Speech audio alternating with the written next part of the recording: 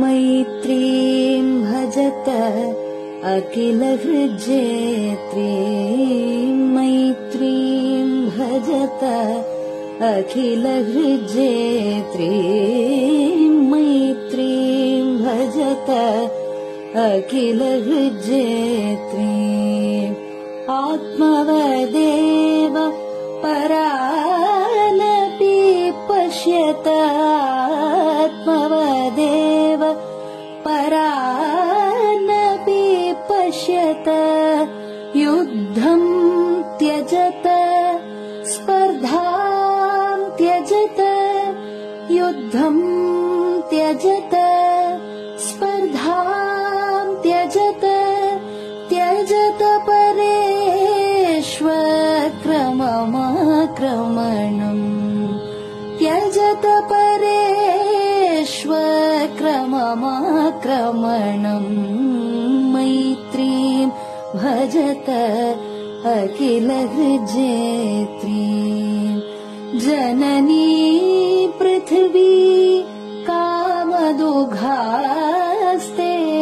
जननी पृथिवी कामदुघास्ते जनको देवः सकलदयाळुः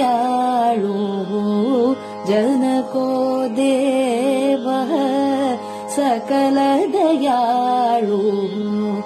दाम्यत दत्त दयध्वं जनतां दाम्यत दत्त दयध्वं जनतां श्रेयो भूयात् सकलजनानां श्रेयो भूयात् सकलजनानां श्रेयो भूयात् सकलजनानां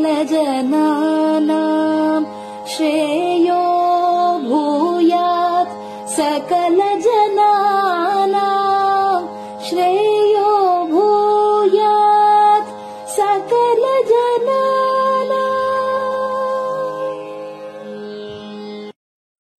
பெரிவாசரணம். மைத்ரீம் பஜத.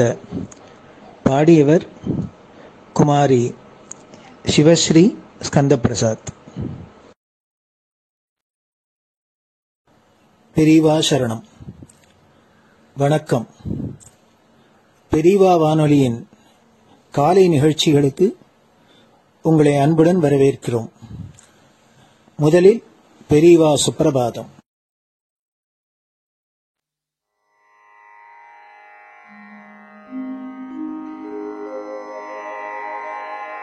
श्री महालक्ष्मी संतान स्वामीनाथ दयानिधे श्री चंद्रशेखर गुरो भवतु ते सुप्रभातम्. श्री महालक्ष्मी संतान स्वामीनाथ दयानिधे श्री चंद्रशेखर गुरो भवतु ते सुप्रभातम्.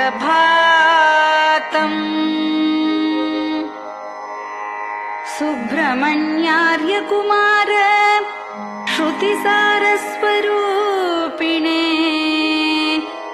भगवच्छंकराचार्य भवतु ते सुप्रभातम्. सुब्रह्मण्यार्य कुमार श्रुतिसारस्वरूपिणे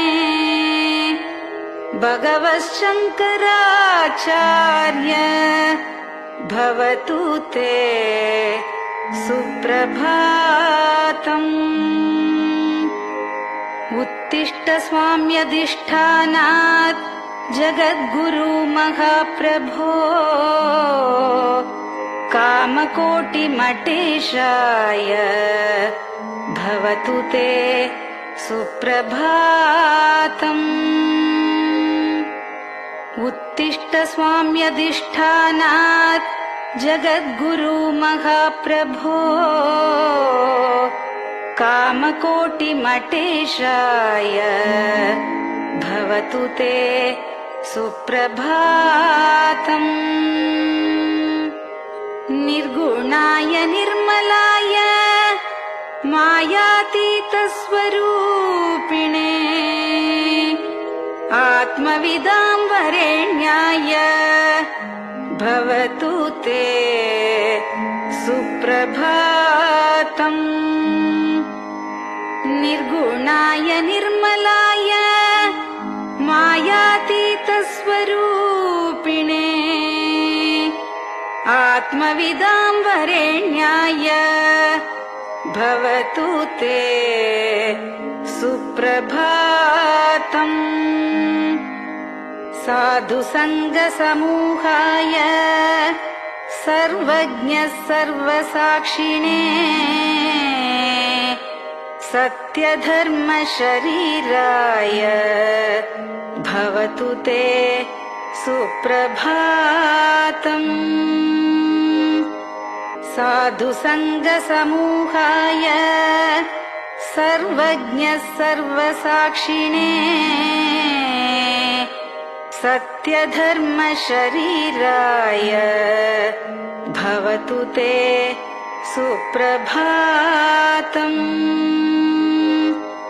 वेदशास्त्रसुरक्षार्थम् सन्न्यासतिलकान्विते शीघ्रमागच्छ भगवन् देहि मे दिव्यदर्शनम्। वेदशास्त्रसुरक्षार्थम् सन्न्यासतिलकान्विते शीघ्रमागच्छ भगवन् देहि मे दिव्यदर्शनम्। निराहारविनिद्राय निर्मोहाय निरञ्जन अप्राकृतशरीराय त्रैलोक्यं मङ्गलं कुरु। निराहारविनिद्राय निर्मोहाय निरञ्जन अप्राकृतशरीराय त्रैलोक्यं मङ्गलं कुरु।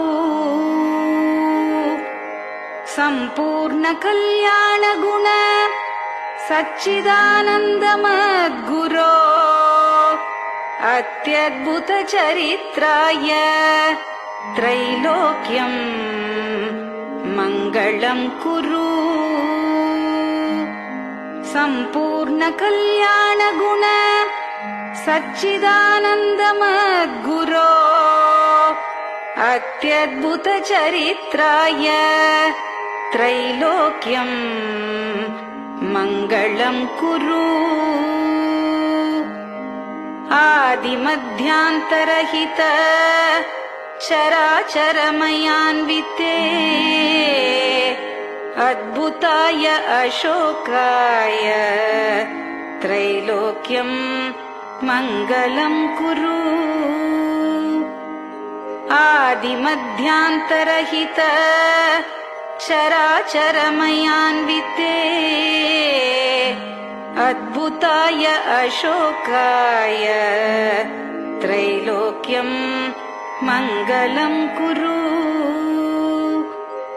यस्य निःश्वसितं वेदाः शरीरं धर्ममेव च तस्य सद्गुरुवर्यस्य कीर्तिः वर्धतु वर्धतु।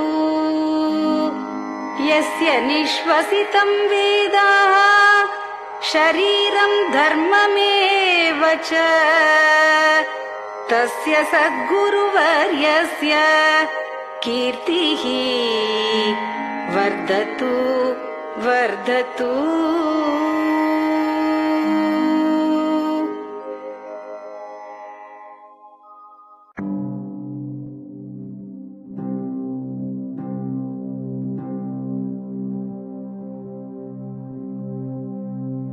हर हर शङ्कर जय जय शङ्कर हर हर शङ्कर जय जय शङ्कर हर हर शङ्कर जय जय शङ्कर हर हर शङ्कर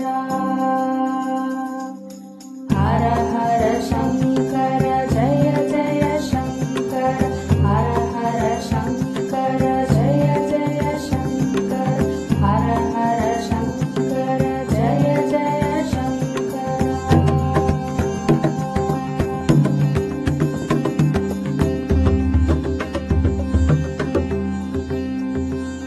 श्रुति स्मृति पुराणानाम् आलयं करुणालयं नमामि भगवत्पादं शङ्करं लोकशङ्करं श्रुति स्मृति पुराणानाम् आलयं करुणालयं नमामि भगवत्पादं शङ्करं लोकशङ्करम् हर हर शङ्कर जय जय शङ्कर हर हर शङ्कर जय जय शङ्कर हर हर शङ्कर जय जय शङ्कर हर हर शङ्कर हर हर शङ्कर जय जय शङ्कर हर हर शङ्कर जय जय शङ्कर हर हर शङ्कर जय जय शङ्कर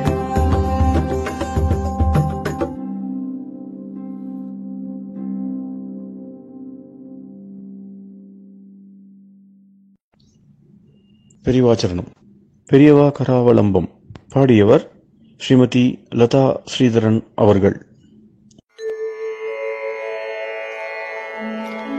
प्रातः स्मरामि भवदीयमुखारविन्दम् मन्दस्मितं च जनितापहरं जनानाम् प्रातः स्मरामि भवदीयमुखारविन्दम् मन्दस्मितं च जनितापहरं जनानाम् सम्पत्करीं च भवतोऽत्र कटाक्षलक्ष्मीम् काञ्चीमठेश मम देहि करावलम्बम् सम्पत्करीं च भवतोऽत्र कटाक्षलक्ष्मीम् काञ्चीमठेश मम देहि करावलम्बम् काञ्चीमठेश मम देहि करावलम्बम् काञ्चीमठेश मम देहि करावलम्बम् काञ्चीमठेश मम देहि करावलम्बम् प्रातः स्मरामि कलिदोषहराणि यानि हृद्यानि दिव्यमधुराणि मनोहराणि प्रातः स्मरामि कलिदोषहराणि यानि हृद्यानि दिव्यमधुराणि मनोहराणि वाक्यानि तेऽध्यवदनाम्बुजनिर्गतानि काञ्चीमठेश मम देहि करावलम्बम् वाक्यानि तेऽध्यवदनाम्बुजनिर्गतानि काञ्चीमठेश मम देहि करावलम्बम् काञ्चीमठेश मम देहि करावलम्बम् काञ्चीमठेश मम देहि करावलम्बम् काञ्चीमठेश मम देहि करावलम्बम्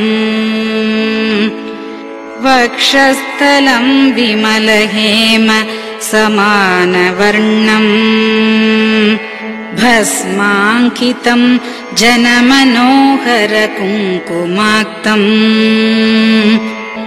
वक्षस्थलं विमलहेम समानवर्णम् भस्माङ्कितं जनमनोहर कुङ्कुमाक्तम् प्रातः स्मरामि भवतोऽत्र चिरं महात्मन् काञ्चीमठेश मम देहि करावलम्बम् प्रातः स्मरामि भवतोऽत्र चिरं महात्मन् काञ्चीमठेश मम देहि करावलम्बम् काञ्चीमठेश मम देहि करावलम्बम् काञ्चीमठेश मम देहि करावलम्बम् काञ्चीमठेश मम देहि करावलम्बम् मत्तेभतुल्यगमनं च निरीक्ष्यतेऽद्य यात्वा वनान्तरमनन्तगजाश्च लीनाः मत्तेभतुल्यगमनं च निरीक्ष्यतेऽद्य यात्वा वनान्तरमनन्तगजाश्च लीनाः प्रातः स्मरामि गजराजगतिं तवेदम् काञ्चीमठेश मम देहि करावलम्बम् प्रातः स्मरामि गजराजगतिं तवेदम् काञ्चीमठेश मम देहि करावलम्बम् काञ्चीमठेश मम देहि करावलम्बम् काञ्चीमठेश मम देहि करावलम्बम् काञ्चीमठेश मम देहि करावलम्बम् दक्षेण दण्डमवलम्ब्य सदैतरेण हस्तेन चारुकलशं च विराजमानम् दक्षेण दण्डमवलम्ब्य सदैतरेण हस्तेन चारुकलशं च विराजमानम् रक्ताम्बरं च तव चारु कटिं स्मरामि काञ्चीमठेश मम देहि करावलम्बम् रक्ताम्बरं च तव चारु कटिं स्मरामि काञ्चीमठेश मम देहि करावलम्बम् काञ्चीमठेश मम देहि करावलम्बम् काञ्चीमठेश मम देहि करावलम्बम् काञ्चीमठेश मम देहि करावलम्बम् विस्मृत्य दोषमखिलं च ममापराधम् त्रातुं च याध्य भगवन् कृतबद्ध दीक्षा विस्मृत्य दोषमखिलं च ममापराधम् त्रातुं च याध्य भगवन् कृतबद्ध दीक्षा प्रातः स्मरामि यति पुङ्गवतेऽनुकम्पाम् काञ्चीमठेश मम देहि करावलम्बम् प्रातः स्मरामि यति पुङ्गव तेऽनुकम्पाम् काञ्चीमठेश मम देहि करावलम्बम् काञ्चीमठेश मम देहि करावलम्बम् काञ्चीमठेश मम देहि करावलम्बम् काञ्चीमठेश मम देहि करावलम्बम् प्रातः स्मरामि भवदीय पदारविन्दम् यस्मात् प्रयान्ति दुरितानि महान्ति तानि प्रातः स्मरामि भवदीय पदारविन्दम् यस्मात् प्रयान्ति दुरितानि महान्ति तानि आयान्ति तानि मुहुरुद्य सुमङ्गलानि काञ्चीमठेश मम देहि करावलम्बम् आयान्ति तानि मुहुरुद्य सुमङ्गलानि काञ्चीमठेश मम देहि करावलम्बम् काञ्चीमठेश मम देहि करावलम्बम् काञ्चीमठेश मम देहि करावलम्बम् काञ्चीमठेश मम देहि करावलम्बम् स्नानाश्च पानाश्च निषेवणाश्च ध्यानाश्च पापानिलयं प्रयान्ति स्नानाश्च पानाश्च निषेवणाश्च ध्यानाश्च पापानिलयं प्रयान्ति हे तीर्थपादानुसवं पदं ते तीर्थं च तीर्थीकरणं भजामि हे तीर्थपादानुसवं पदं ते तीर्थं च तीर्थीकरणं भजामि काञ्चीमठेश मम देहि करावलम्बम् काञ्चीमठेश मम देहि करावलम्बम्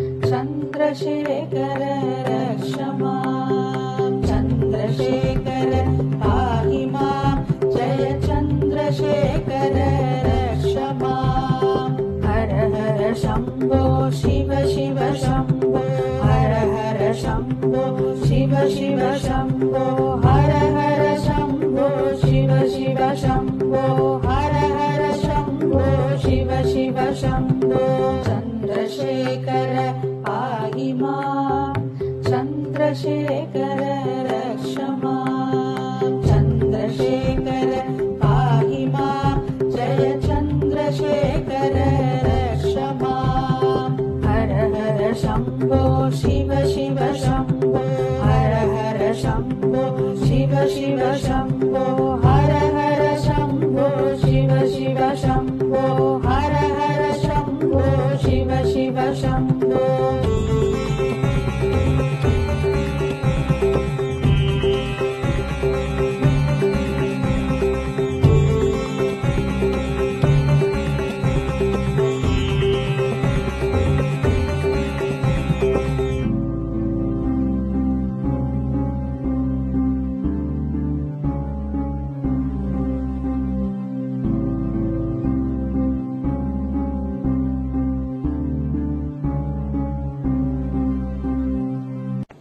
பெரியவா சரணம்.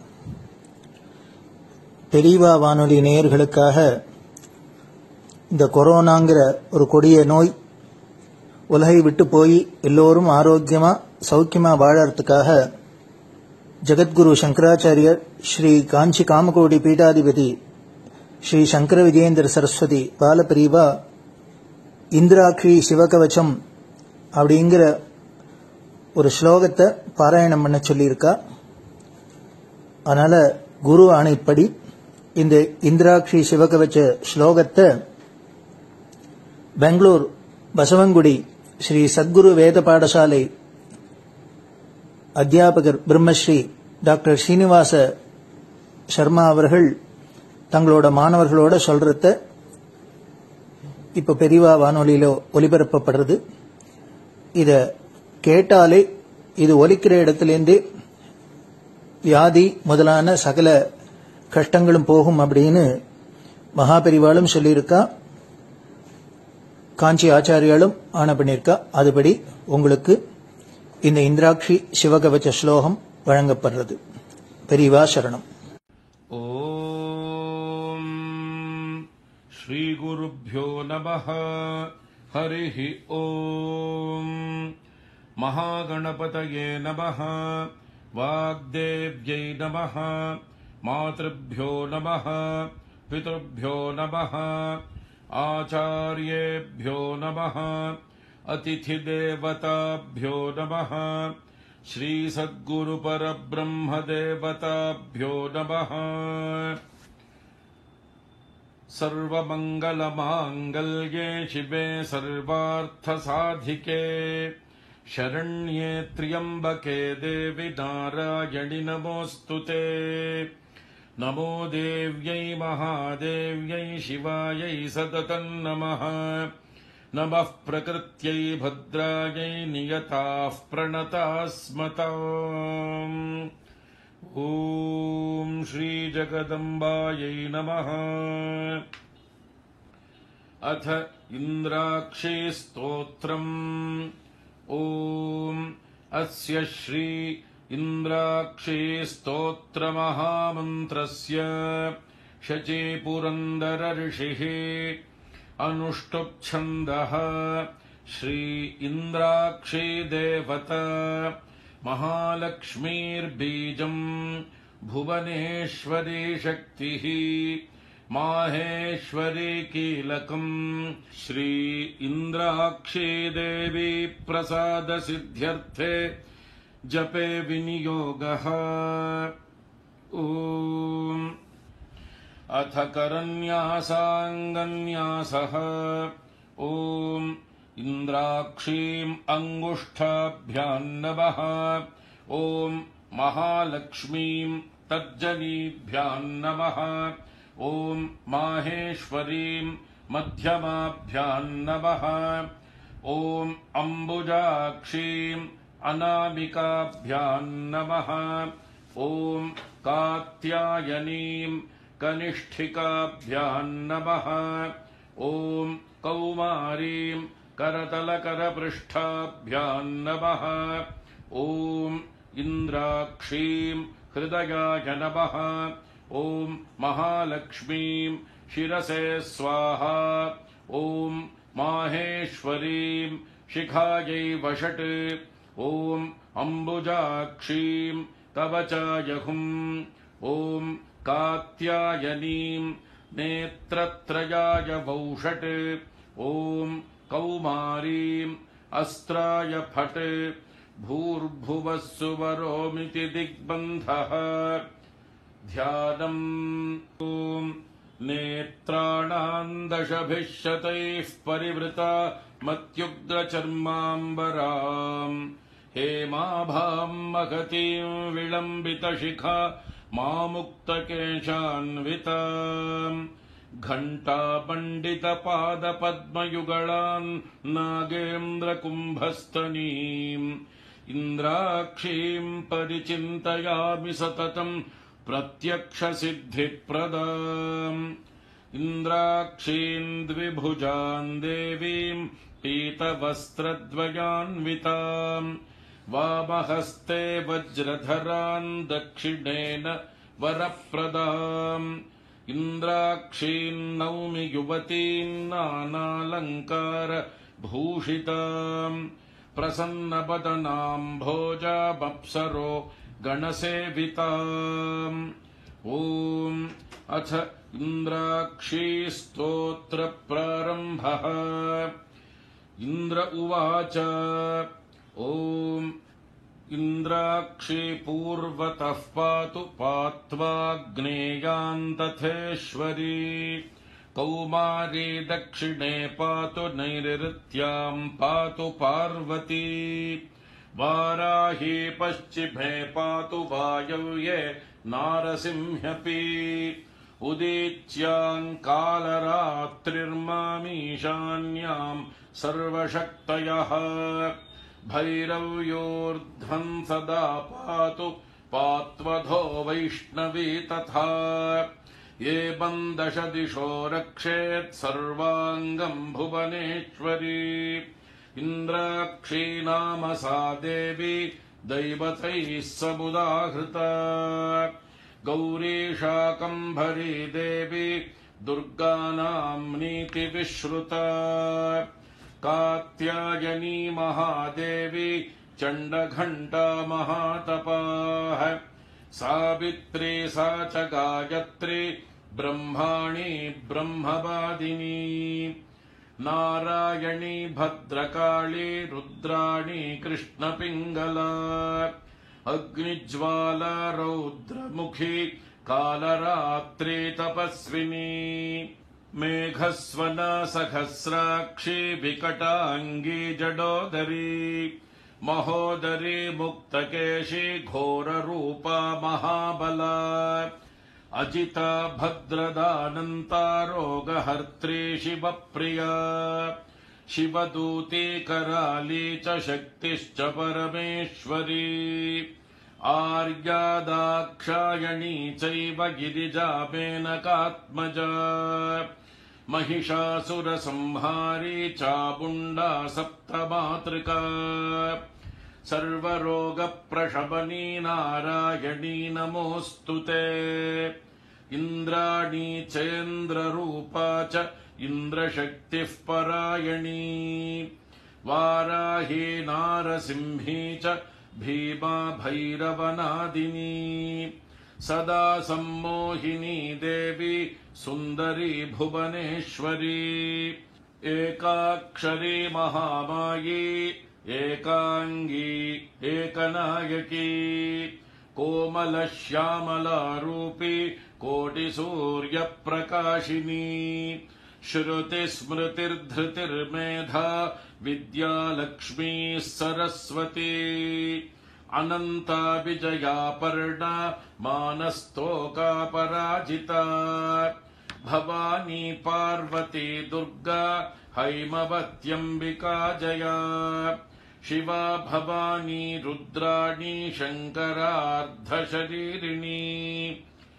ऐरावत गजारूढा वज्रहस्ता धनुर्धरा ऐन्द्री देवी सदा कालम् शान्तिमाशु करोतु मे एतैर्नामपदैर्दिव्यैस्तुता शक्रेण धीमता आयुरारोग्यमैश्वर्यमपमृत्युभयापहम् क्षयापस्मारकुष्ठादि तापज्वरनिवारणम् शीतज्वरनिवारणमुष्णज्वरनिवारणम् सन्निज्वरनिवारणम् सर्वज्वरनिवारणम् सर्वरोगनिवारणम् सर्वशत्रुनिवारणम् महाभयनिवारणम् मनःक्लेशनिवारणम् शतमावर्तयेद्यस्तु मुच्यते व्याधिबन्धनात् आवर्तयन् सहस्रम् तु लभते वाञ्छितम् फलम् एतत् स्तोत्रम् जपेन्नित्यम् सर्वव्याधिविनाशनम् रणे राजभये चोरे सर्वत्र विजयी भवेत् सर्वमङ्गलमाङ्गल्ये शिवे सर्वार्थसाधिके शरण्ये त्र्यम्बिके गौरि नारायणि नमोऽस्तु ते त्रिपाद्भस्म प्रहरणस्त्रिशिरा रक्तलोचनः स मे प्रीतः सुखम् दद्यात् सर्वमय पतिर्ज्वरः ज्वरम् च ज्वरसारम् च ज्वरातिसारमेव च सन्निपातज्वरम् चैव शीतोष्णज्वरमेव च कौबेरन्ते मुखम् रौद्रम् नन्दिमन्नन्दिमावह ज्वरम् मृत्युभयम् घोरम् ज्वरम् नाशय मे ज्वर ॐ भस्मायुधाय विद्महे रक्तनेत्राय धीमहि तन्नो ज्वरहरः प्रचोदयात् ॐ ज्वरराजाय विद्महे त्रिशिरस्काय धीमहि तन्नस्त्रिपात् प्रचोदयात् मृत्योस्तुल्यम् त्रिलोकीम् ग्रसितुमतिरसान्निःसृताः किन्नु जिह्वाः किं वा कृष्णाङ्घ्रिपद्मद्युतिभिररुणिता विष्णुपद्याः पदव्यः प्राप्ताः सन्ध्याः स्मरारे स्वयमुत नुतिभिस्तिस्रयित्यूह्यमानाः दिव्यैर्देव्यास्त्रिशूलक्षत महिषजुषो रक्तधारा जयन्ती मातर्मे मधुकैटभग्नि महिषप्राणापहारोद्यमे हेला निर्मित धूम्रलोचन वधे हे चण्डमुण्डार्दिनी निःशेषीकृत रक्तबीजदनुजे नित्ये निशुम्भापहे शुम्भध्वंसिनि संहराशु दुरितम् दुर्गे नमस्तेऽम्बिके अष्टौ भुजाङ्गीम् महिषस्य मर्दिनीम् सशङ्गचक्राम् शरशूलधारिणीम् ताम् दिव्ययोगीम् सखजातवेदसीम् दुर्गाम् सदाहम् शरणम् प्रपद्ये महिषमस्तकनृत्यविनोदनस्फुटरणन्मणिनूपुरमेखला जननरक्षणमोक्षविधायिनी जयतु शुम्भनिशुम्भनिषूदिनी ब्रह्माणी कमलेन्दु सौम्यवदना माहेश्वरी लीलया कौमारी रिपुदर्पणाशनकरी चक्रायुधा वैष्णवी वाराही घनघोर घर्घर मुखे दंष्ट्री च चक्रायुधा चामुण्डा गणनाथ रुद्र सहिता रक्षन्तु माम् मातरः उद्धतौ मधुकैटभौ महिषासुरन्तु निहत्यतम् धूम्रलोचन चण्डमुण्डक रक्तबीज मुखांश्च तान् दुष्टशुम्भ निशुम्भमर्दिनि नन्दितामरवन्दिते बिष्टपत्रय पुष्टिकारिणि भद्रकाळि नमोऽस्तु ते लक्ष्मी प्रदान समये नवविद्रुमाभाम् विद्या प्रदान समये शरदिन्दुशुभ्राम् विद्वेषि वर्ग विजये पितमालनिलाम् देवीम् त्रिलोकजननीम् शरणम् प्रपद्ये ॐ महादेव्यै च विद्महे सर्वसिद्ध्यै च धीमहि तन्नो देवी प्रचोदयात् ॐ श्रीं मं महादेव्यै नमः इतीन्द्राक्षी स्तोत्रम्।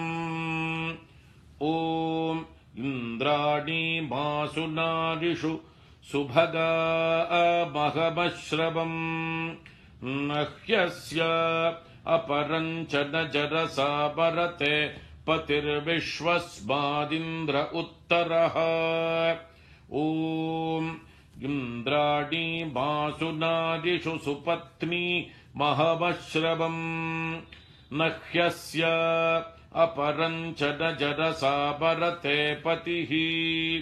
ॐ श्री इन्द्राक्षी परमेश्वर्यै नमः। ॐ शान्ति शान्ति शान्तिः। हरिः ॐ।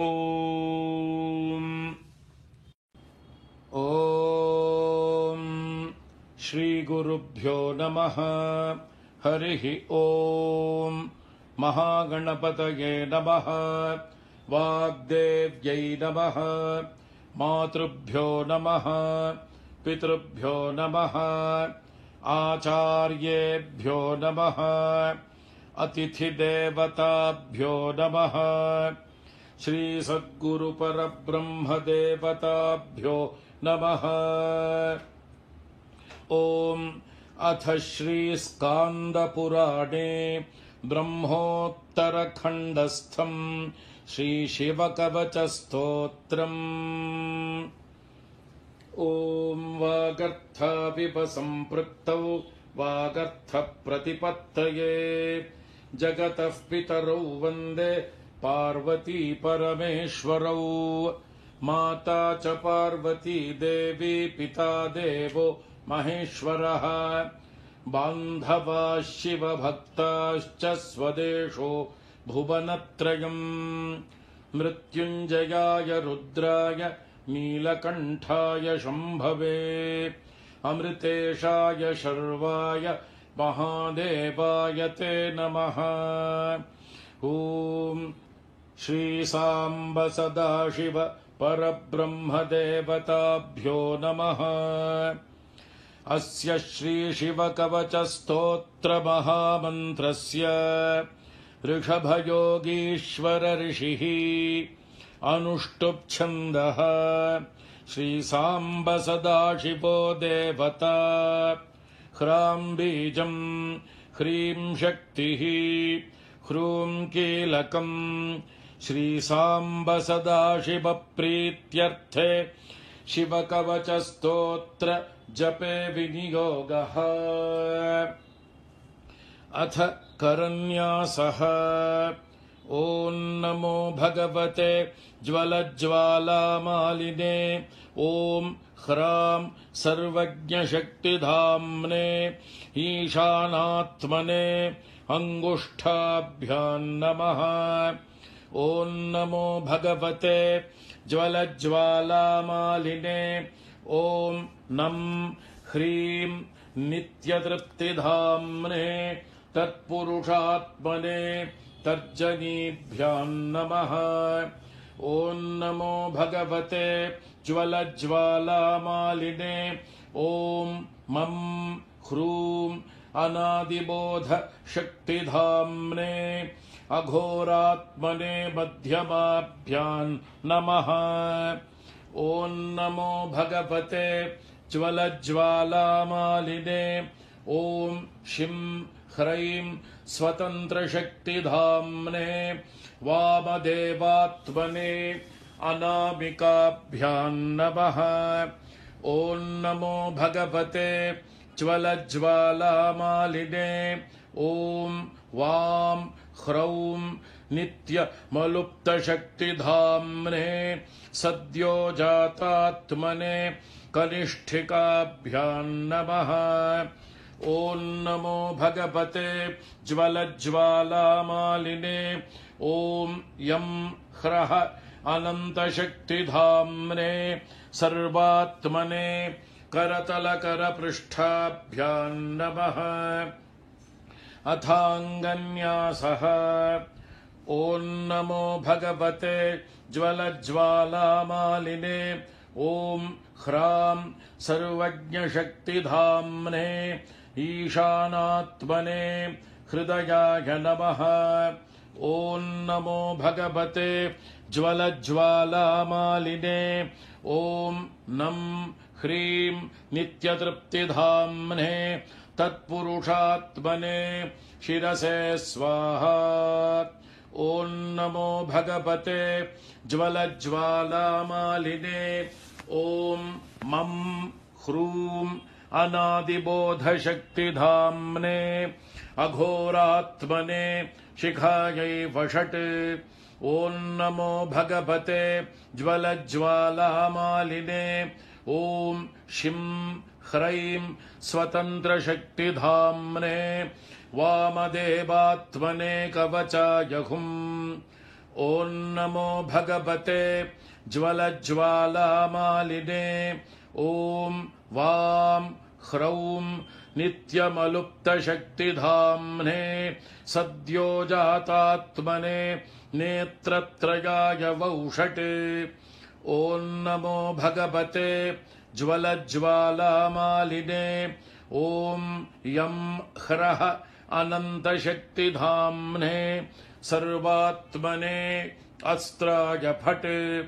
भूर्भुवः सुवरोमिति दिग्बन्धः ध्यानम् वज्रदंष्ट्रं त्रिनयनं कालकण्ठमरिन्दमम् सहस्रकरमत्युग्रं वन्दे शम्भुमुमापतिम्।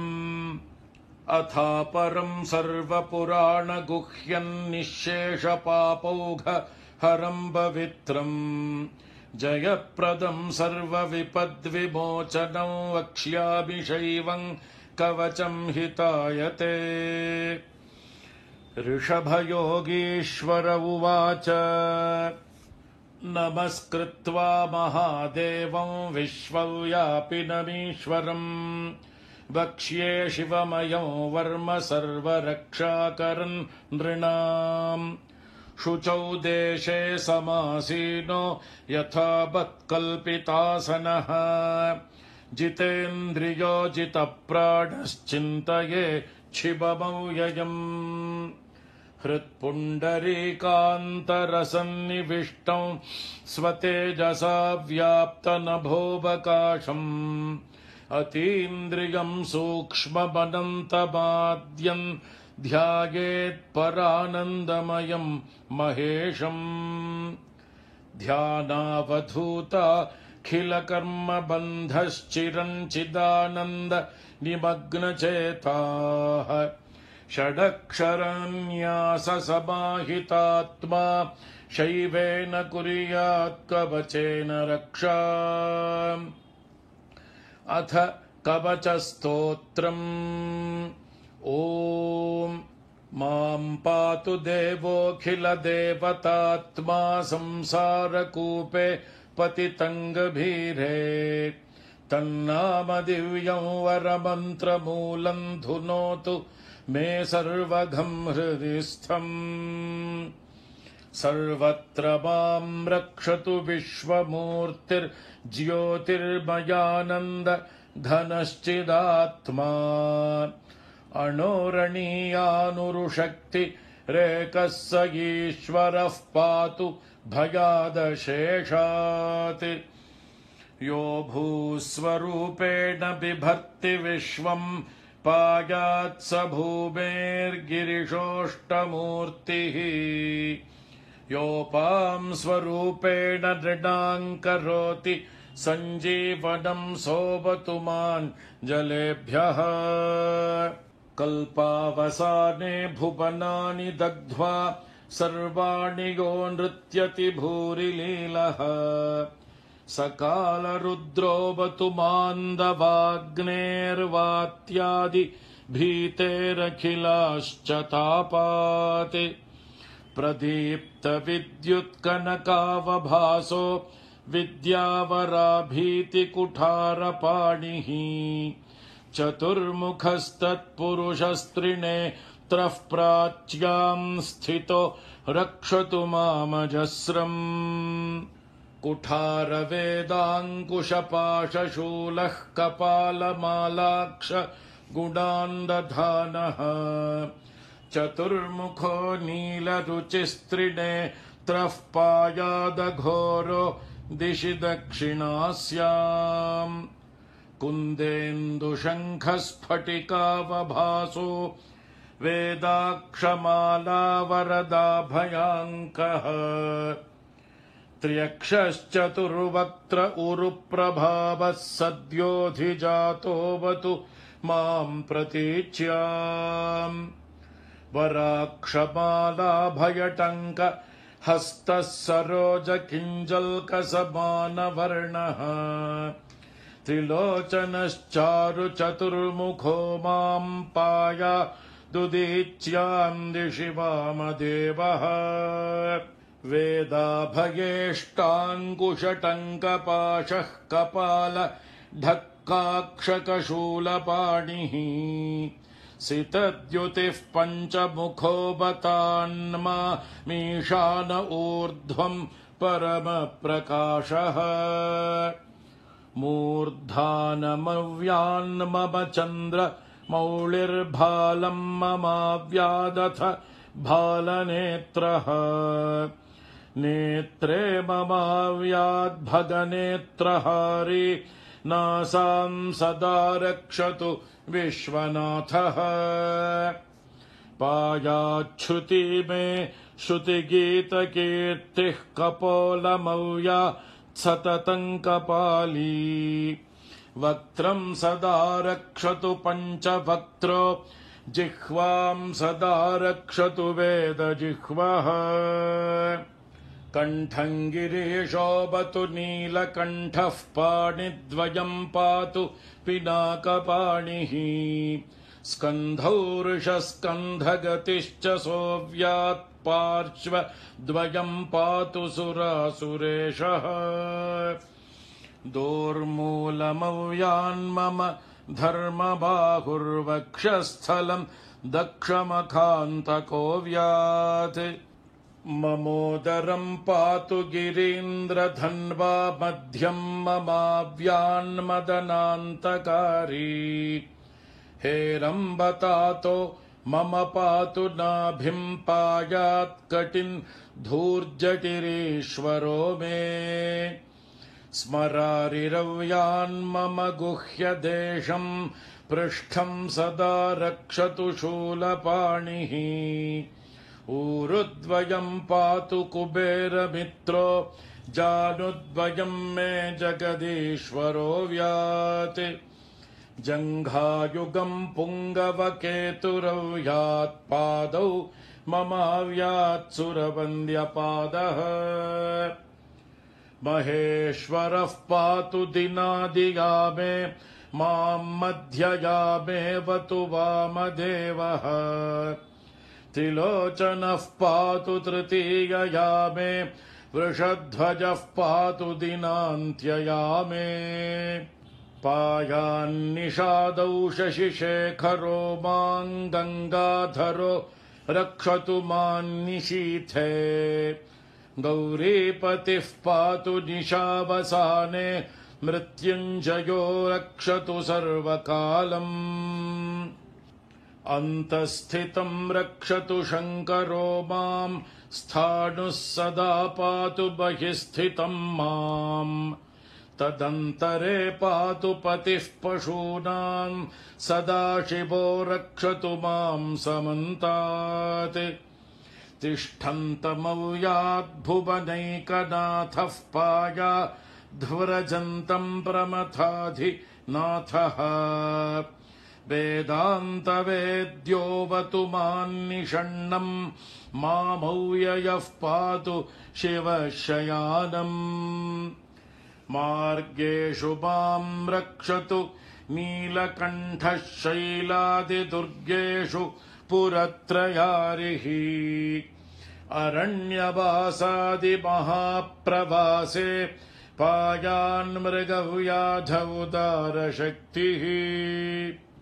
कल्पान्तकालोऽग्र पटुप्रकोपस्फुटाट्टहासोच्चलिताण्ड कोशः घोरारिसेनार्णवदुर्निवार महाभयाद्रक्षतु वीरभद्रः पत्यश्वमातङ्ग घटावरूथः सहस्रलक्षायुत कोटिभीषणम् अक्षौहिणीनां शतमाततायिनां छिन्द्यान् मृडो घोरकुठारधारय निहन्तु दस्यून् प्रलयानलार्चिर्ज्वलत्रिशूलम् त्रिपुरान्तकस्य शार्दूलसिंहर्क्षवृकादिहिंस्रान् सन्त्रासयत्वेषधनुः पिनाकः दुःस्वप्नदुःशकुनदुर्गतिदौर्मनस्य दुर्भिक्षदुर्व्यसन दुस्सह दुर्यशांसि उत्पाततापविषभीति मसद्ग्रहार्तिं व्याधींश्च नाशयतु मे जगतामधीशः ॐ अथ सहस्राक्षरमन्त्रः ॐ नमो भगवते सदाशिवाय सकल तत्त्वात्मकाय सकल तत्त्वविदूराय सकल लोकैककर्त्रे सकल लोकैकभर्त्रे सकल लोकैकसंहर्त्रे सकल लोकैकगुरवे सकल लोकैकसाक्षिणे सकल निगम गुह्याय सकल वरप्रदाय सकल दुरितार्तिभञ्जनाय सकल जगदभयङ्कराय सकल लोकैकशङ्कराय शशाङ्कशेखराय शाश्वत निजाभासाय निर्गुणाय निरुपमाय निरूपाय निराभासाय निरामयाय निष्प्रपञ्चाय निष्कलङ्काय निर्द्वन्द्वाय निस्सङ्गाय निर्मलाय निर्गमाय नित्यरूप विभवाय निरुपम विभवाय निराधाराय नित्यशुद्ध बुद्ध परिपूर्ण सच्चिदानन्दाद्वयाय परमशान्त प्रकाशाय तेजोरूपाय जय जय महारुद्र महारौद्र भद्रावतार दुःखदावदारुण महाभैरव कालभैरव कल्पान्त भैरव कपालमालाधर खट्वांग खड्ग चर्मपाशाङ्कुशढमरुशूल चाप बाणगदा शक्ति भिण्डिपाल तोमर मुसल मुद्गर पट्टशपरशू परिघभुषण्डेशतघ्नि चक्राद्यायुध भीषणकर सहस्रमुखदंष्ट्राकरालवदन विकटाट्टहास विस्फाटित ब्रह्माण्डमण्डल नागेन्द्रकुण्डल नागेन्द्रहार नागेन्द्रवलय नागेन्द्रचर्मधर मृत्युञ्जय त्र्यम्बक त्रिपुरान्तक गंगाधर विरूपाक्ष विश्वेश्वर विश्वरूप वृषभवाहन विषभूषण सर्पभूषण विश्वतो मुख सर्वतो मां रक्ष रक्ष ज्वल ज्वल प्रज्वल प्रज्वल महामृत्युभयमपमृत्युभयन्नाशय नाशय रोगभयमुत्सादयोत्सादय विषसर्पभयं शमय शमय चोरान्मारय मारय मम शत्रूनुच्चाटयो चाटय शूलेन विदारय विदारय कुठारेण भिन्धि भिन्धि खड्गेन छिन्धि छिन्धि खट्वाङ्गेन विपोथय विपोथय मुसलेन निष्पेषय निष्पेषय बाणैः सन्ताडय सन्ताडय रक्षांसि भीषय भीषय भूतानि विद्रावय विद्रावय कूष्माण्डवेतालमारीगण ब्रह्मराक्षसान् सन्त्रासय सन्त्रासय ममाभयं कुरु कुरु वित्रस्तं मामाश्वासयाश्वासय नरकभयान्मामुद्धारयोद्धारय सञ्जीवय सञ्जीवय क्षुतृष्णार्तं मामाप्याययाप्यायय दुःखातुरं मामानन्दयानन्दय शिवकवचेन मामाच्छादयाच्छादय हर हर मृत्युञ्जय त्र्यम्बक सदाशिव नमस्ते नमस्ते नमस्ते। ॐ अथ फलश्रुतिः ऋषभयोगीश्वर उवाच इत्येतत्कवचं शैवं वरदं व्याहृतं मया सर्वबाधाप्रशमनं रहस्यं सर्वदेहिनां यः सदा धारयेन्मर्त्यश्चैवं कवचमुत्तमम् न तस्य जायते क्वापि भयं शम्भोरनुग्रहात् क्षीणायुर्मृत्युमापन्नो महारोगहतोऽपि वा सद्यः सुखमवाप्नोति दीर्घमायुश्च विन्दति सर्वदारिद्र्यशमनं सौमङ्गल्यविवर्धनम् यो धत्ते कवचं शैवं सदेवैरपि पूज्यते महापातकसङ्घातैर्मुच्यते चोपपातकैः देहान्ते शिवमाप्नोति शिवर्मानुभावतः त्वमपि श्रद्धया वत्स शैवं कवचमुत्तमम् धारयस्व मया दत्तं सद्यः श्रेयो ह्यवाप्स्यसि।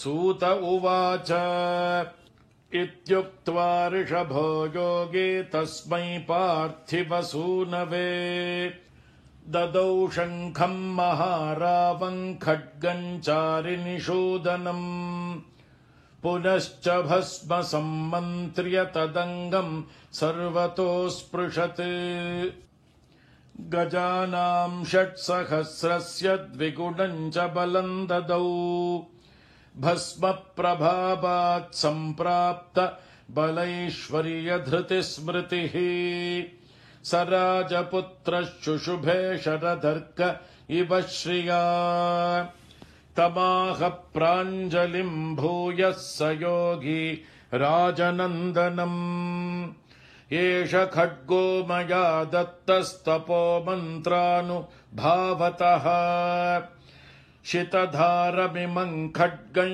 यस्मै दर्शयसि स्फुटम् स सद्यो म्रियते शत्रुः साक्षान् मृत्युरपि स्वयम् अस्य शङ्खस्य निर्ह्रादं ये शृण्वन्ति तवाहिताः ते मूर्च्छिताः पतिष्यन्ति न्यस्तशास्त्र विचेतनाः खड्गशङ्खाभिमौ दिव्यौ परसैन्यविनाशिनौ आत्मसैन्यस्य पक्षाणां शौर्यतेजोभिवर्धनौ एतयोश्च प्रभावेन शैवेन कवचेन च 2,600 नागानां बलेन महतापि च भस्मधारणसामर्थ्याच्छत्रुसैन्यं विजेष्यसि प्राप्त्य सिंहासनं पित्र्यङ्गोप्तासि पृथिवीमिमाम् इति भद्रायुषं सम्यगनुशास्य समातृकम् ताभ्याम् सम्पूजितः सोऽथ योगीस्वैरगतिर्ययौ। इति श्रीस्कान्दपुराणे ब्रह्मोत्तरखण्डस्थम् श्रीशिवकवचस्तोत्रम्। ॐ वागर्थाबिब सम्पृक्तौ वागर्थप्रतिपत्तये जगतः पितरौ वन्दे पार्वती परमेश्वरौ। नमः सूर्याय चन्द्राय मङ्गलाय बुधाय च गुरुः शुक्रशनिभ्यश्च राहवे केतवे नमः। मृत्युञ्जयाय रुद्राय नीलकण्ठाय शम्भवे अमृतेशाय शर्वाय महादेवाय ते नमः। ॐ शान्ति शान्ति शान्तिः। ॐ नमो वर्मिणे च वरुथिने च नमो बिल्बिने च कवचिने च नमः श्रुताय च श्रुत सेनाय च नमः शम्भवे च मयो भवे च नमः शङ्कराय च मयस्कराय च नमः शिवाय च शिवतराय च। ॐ त्वं तुरीगा वशिनी वशासि सकृत्य त्वा मनसा गर्भ आशयत् वशात्त्वं वशिनी गच्छ देवान् सत्याः सन्तु यजमानस्य कामाः समस्तसन्मङ्गलानि भवन्तु। ॐ शान्ति शान्ति शान्तिः। श्रीगुरुभ्यो नमः। हरिः ॐ तत्सत्। सर्वं श्रीकृष्णार्पणमस्तु। பெரியவா சரணம். நீங்கள் கேட்க இருப்பது பெரியவா குரல். மகா பெரியவா உபன்யாசங்களில் இருந்து சில பகுதிகள். நமः பார்வதி பதயே. கோவிந்தநாம கீர்த்தனம். சோன்னுட்டு ஒரு நதி இருக்கு, சோனபத்ரன்னு பேரு இருக்கு. துங்காபத்ரான்னு ரெண்டு நதி, சோனபத்ரான்னு ரெண்டு நதி போடுறது வடக்கு. அங்க சோனம்னா சிகப்புன்னு அர்த்தம். அதான் சோனாத்துல மூணு பேரு. அருணம்னா சிகப்பு, சோனம்னா சிகப்பு. சோனம்னு அந்த ஜலமே இதுவா இருக்கும். அதுல கல் நிறைய வந்து கிடக்கும். அதுல அந்த கல்லெல்லாம் அதுல சிகப்பு, நல்ல சிகப்பு கல், சிந்தூரங்கல் மாதிரி அவ்வளவு கல் சிகப்பா இருக்கும் அதனுடைய விஷயத்துல. நான் கூட நேராக போயிருந்தேன். நான் கூட நிறைய பொறுக்கி கொண்டு வந்திருக்கேன். அதுதான் பிள்ளை விக்னேஸ்வரர். அந்த கல்ல இருந்தால் விக்னேஸ்வரத்தை வைக்கிறது. அதனால இந்த அதே மாதிரி ஸ்வர்ணமுகின்னு இங்கே காளஹஸ்திக்கிட்டே இருக்கு. அதுதான் அது ஒவ்வொரு கல்லையும் ஒவ்வொரு பக்கம் தங்கம் இருக்கும். மைக்கா மாதிரி இருக்கும், சில மைக்கா இருக்கும், சில நிறைய தங்கமாக இருக்கும். ஆனால் இந்த மைக்கா மைன்ஸு கூடூர் பக்கத்தில் கொஞ்சம் ஜாஸ்தி. அதனால தான் அங்கே இருந்த அந்த சொர்ணமுகரி நதியில் இந்த தங்க ரேக்கா இருக்க முடியாத மைக்காவும் இருக்கும், சில தங்கமாயும் இருக்கும். அதில் இப்போ கோலார் கோல் ஃபீட்ஸ் அங்கேருந்து வரதா இருந்தாலும் தங்கமும் கலந்து வரும் அங்கே அதுலேருந்து அந்த பிராந்தத்தில் இருக்கிறதெல்லாம். அப்படி சில கல்லில் தங்கம் பாதி இருக்கிறது அம்பாள் சொர்க்கம். அது சொர்ணமுகின்னு. இந்த சுத்த ஸ்படிகம் இங்கே வல்லம்னு ஒரு ஊர் இருக்கு இருக்க தஞ்சாவூர்லேருந்து. கலெக்டர் ஆஃபீஸ் எல்லாம் வல்லத்தில் தான் வச்சுருக்கு, தஞ்சாவூர் கலெக்டர் ஆஃபீஸு. அந்த ஊரில் வஜ்ரதீர்த்தம்னு ஒரு தீர்த்தம் இருக்குது. அது எல்லாரும் கார்த்திகை ஞாயிற்றுக்கிழமை விசேஷமாக ஸ்நானம் பண்ணுவேன். தீர்த்தம்லாம் வெட்டினது இல்லை, இது இயற்கையிலேயே அமைஞ்சிருக்கு. ஒரு பெரிய ராக் பாறைகள்லாம் அமைஞ்சிருக்கு. அந்த ஊரில் எங்கே பார்த்தாலும் பழைய நாளில் இந்த இதெல்லாம் மூக்கநாடி இந்த ஸ்பெக்டிகல்ஸ் வர்றதுக்குள்ளே முந்தி வல்லத்துக்கல்ல தான் பெபிள்ஸ் வல்லத்துக்கல்ல தேய்ச்சி தேய்ச்சி அப்போ மூக்கநாடி போட்டுட்டு வழக்கம். வெள்ளத்தில் தான் கல், அந்த ஸ்பட்டிக கல் கிடைக்கும்னு. அந்த ஸ்பட்டிக கல்லையே முத்திரதா இருந்தால் அதுக்கு வைரம். மரத்தில் முத்தினது வைரம் ஒல்லி உள்ள இருக்குது. இந்த மாதிரி ஸ்பட்டிக கல்லில் முத்தினதுக்கு வைரம்னு விஷயமாக வரும். அதுக்கப்புறம் அது வேலை செஞ்சுதானா வைரம்னு வேறு இருக்குது. வைரம்னா மரத்தினுடைய நடுவில் எல்லாம் வைரம் பாஞ்சு போச்சுன்னு சொல்கிறது. அந்த மாதிரி இந்த ஸ்பட்டிக கல்லில் ரொம்ப நாளாக இருந்து வைரம் பாஞ்சு போயிட்டு தானே அதுக்கு காதில் போட்டுக்கிற வைரம்னு வேறு. அந்த மத்தியில் இருக்கக்கூடிய ஸ்பட்டிக நிலையில் இருக்கிறது தான் சூரியன்னு வேறு. ஏன்னா ஸ்படிகத்தை தான் சூரியக்கிரணம் விழுந்து அதுக்கப்புறம் அது அதனுடைய தாகசக்தி எல்லாம் உண்டாருது, கன்வர்ஜாரத ரேஸ் எல்லாம். அந்த மாதிரி ஸ்பட்டிகம் சூரியன். இந்த சோனபுத்திரில் இருக்க முடியான சில பிள்ளையார், சுவர்ணமுகரில் இருக்க முடியானது அம்பாள். ஒன்றுக்கும் கைகால் வச்சு உருவமே கிடையாது, உருவமெல்லாம் தியானம் பண்ணிக்க வேண்டியதான் பஞ்சாயத்து பூஜையில். சாலக்கிராமம் மகாவிஷ்ணு நாராயணன், மத்தியில் நர்மதையில் சிவலிங்கம். இந்த மாதிரி தான் பஞ்சாயத்தன பூஜைன்னு நம்ம வீடுகள் எல்லாம் ஏற்பட்டிருக்குது. இந்த இது ஏன்னா நர்மதை மத்தியில் இருக்குதுன்னு சொன்னேன். நர்மதா மகாநதி அந்த அந்த ஒரு ஓங்கார குண்டத்தில், அந்த குண்டத்தில் தான் ஆப்பிடுறது இந்த பானாகாரமாக இருக்க முடியாத பானலிங்கம் வேற எங்கேயும் கிடையாது நர்மதியில். இங்கே சாலிகிராமங்கிறது கண்டகி பிராந்தத்தை முழுக்க சாலிகிராம சிலையாக தான் இருக்குது, ரொம்ப தூரத்துக்கு எங்கே பார்த்தாலும் கிடைக்கிறது சாலிகிராம சிலை. இந்த சோழ நதி உற்பத்தியாகி முடிகிற வரைக்கும் எங்கே பார்த்தாலும் சோழபுத்திர விக்னேஸ்வரர் கிடைக்கிறாருங்க. அதில் ஆச்சாரியா அந்த நர்மதியில் இருக்க முடியாத இந்த ஓங்காரலிங்கத்தையும் ஜோதிர்லிங்கத்தை ஒன்றாக இது பண்ணியிருக்கா. இதில் ஒவ்வொரு ஸ்லோகங்கள்லையும் கணக்கு எழுதுறதெல்லாம் ராமாயணம் இத்தனை வருஷத்துக்கு அப்புறம் எழுதியிருக்கா, பாரதம் இத்தனை வருஷத்துக்கு அப்புறம் எழுதியிருக்கா, புராணங்கள்லாம் இத்தனை வருஷத்துக்கு அப்புறம் எழுதியிருக்கா அப்படின்னு ஏதோ ஒரு ரிசர்ச் பண்ணுறவெல்லாம் ஒரு கணக்கு சொல்லிகிட்டே இருக்கா. ஒவ்வொருத்தரும் ஒன்று சொல்கிறா, அப்புறம் அது தப்பு சொல்கிறா. அப்புறம் க்ஷேத்திர புராணங்கள்லாம் ரொம்ப சமீபத்தில் 100 வருஷம் 150 வருஷத்துக்குள்ள ஒவ்வொரு ஊர்லேயும் அவள் ஊருக்கு கௌரவத்துக்காக எழுதி வச்சுக்கா இந்த க்ஷேத்திர புராணங்கள்லாம் அப்படின்னுட்டு. இப்போ ரிசர்ச் பண்ணுறவ எல்லாரும், ஆராய்ச்சி பண்ணுறவெல்லாம் அப்படி நினச்சிட்டு இருக்கா. ராமாயண பாரதமே கொஞ்சம் அலட்சியம் தான் அவளுக்கு. புராணம் தான் முதல் அலட்சியம், அதுக்கப்புறம் கொஞ்சம் மரியாதை ராமாயண பாரதத்தில். ஸ்தல புராணம்னா ரொம்ப மதிப்பு குறைச்சல் அப்படின்ட்டு அப்படி நினச்சிட்டு இருக்கா எல்லாரும்.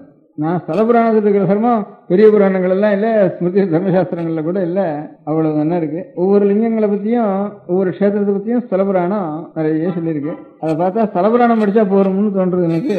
அந்த புராணங்கள் அந்த ராமாயண பாரதம் கூட வேண்டாம். ஒவ்வொரு ஸ்தல புராணங்களும் இன்னொரு புராணத்தில் அந்தர்கதம் 18 புராணத்தில் அப்படின்னு சொல்லி ஒவ்வொரு க்ஷேத்திர மகாத்தையும் சொல்லியிருக்கு.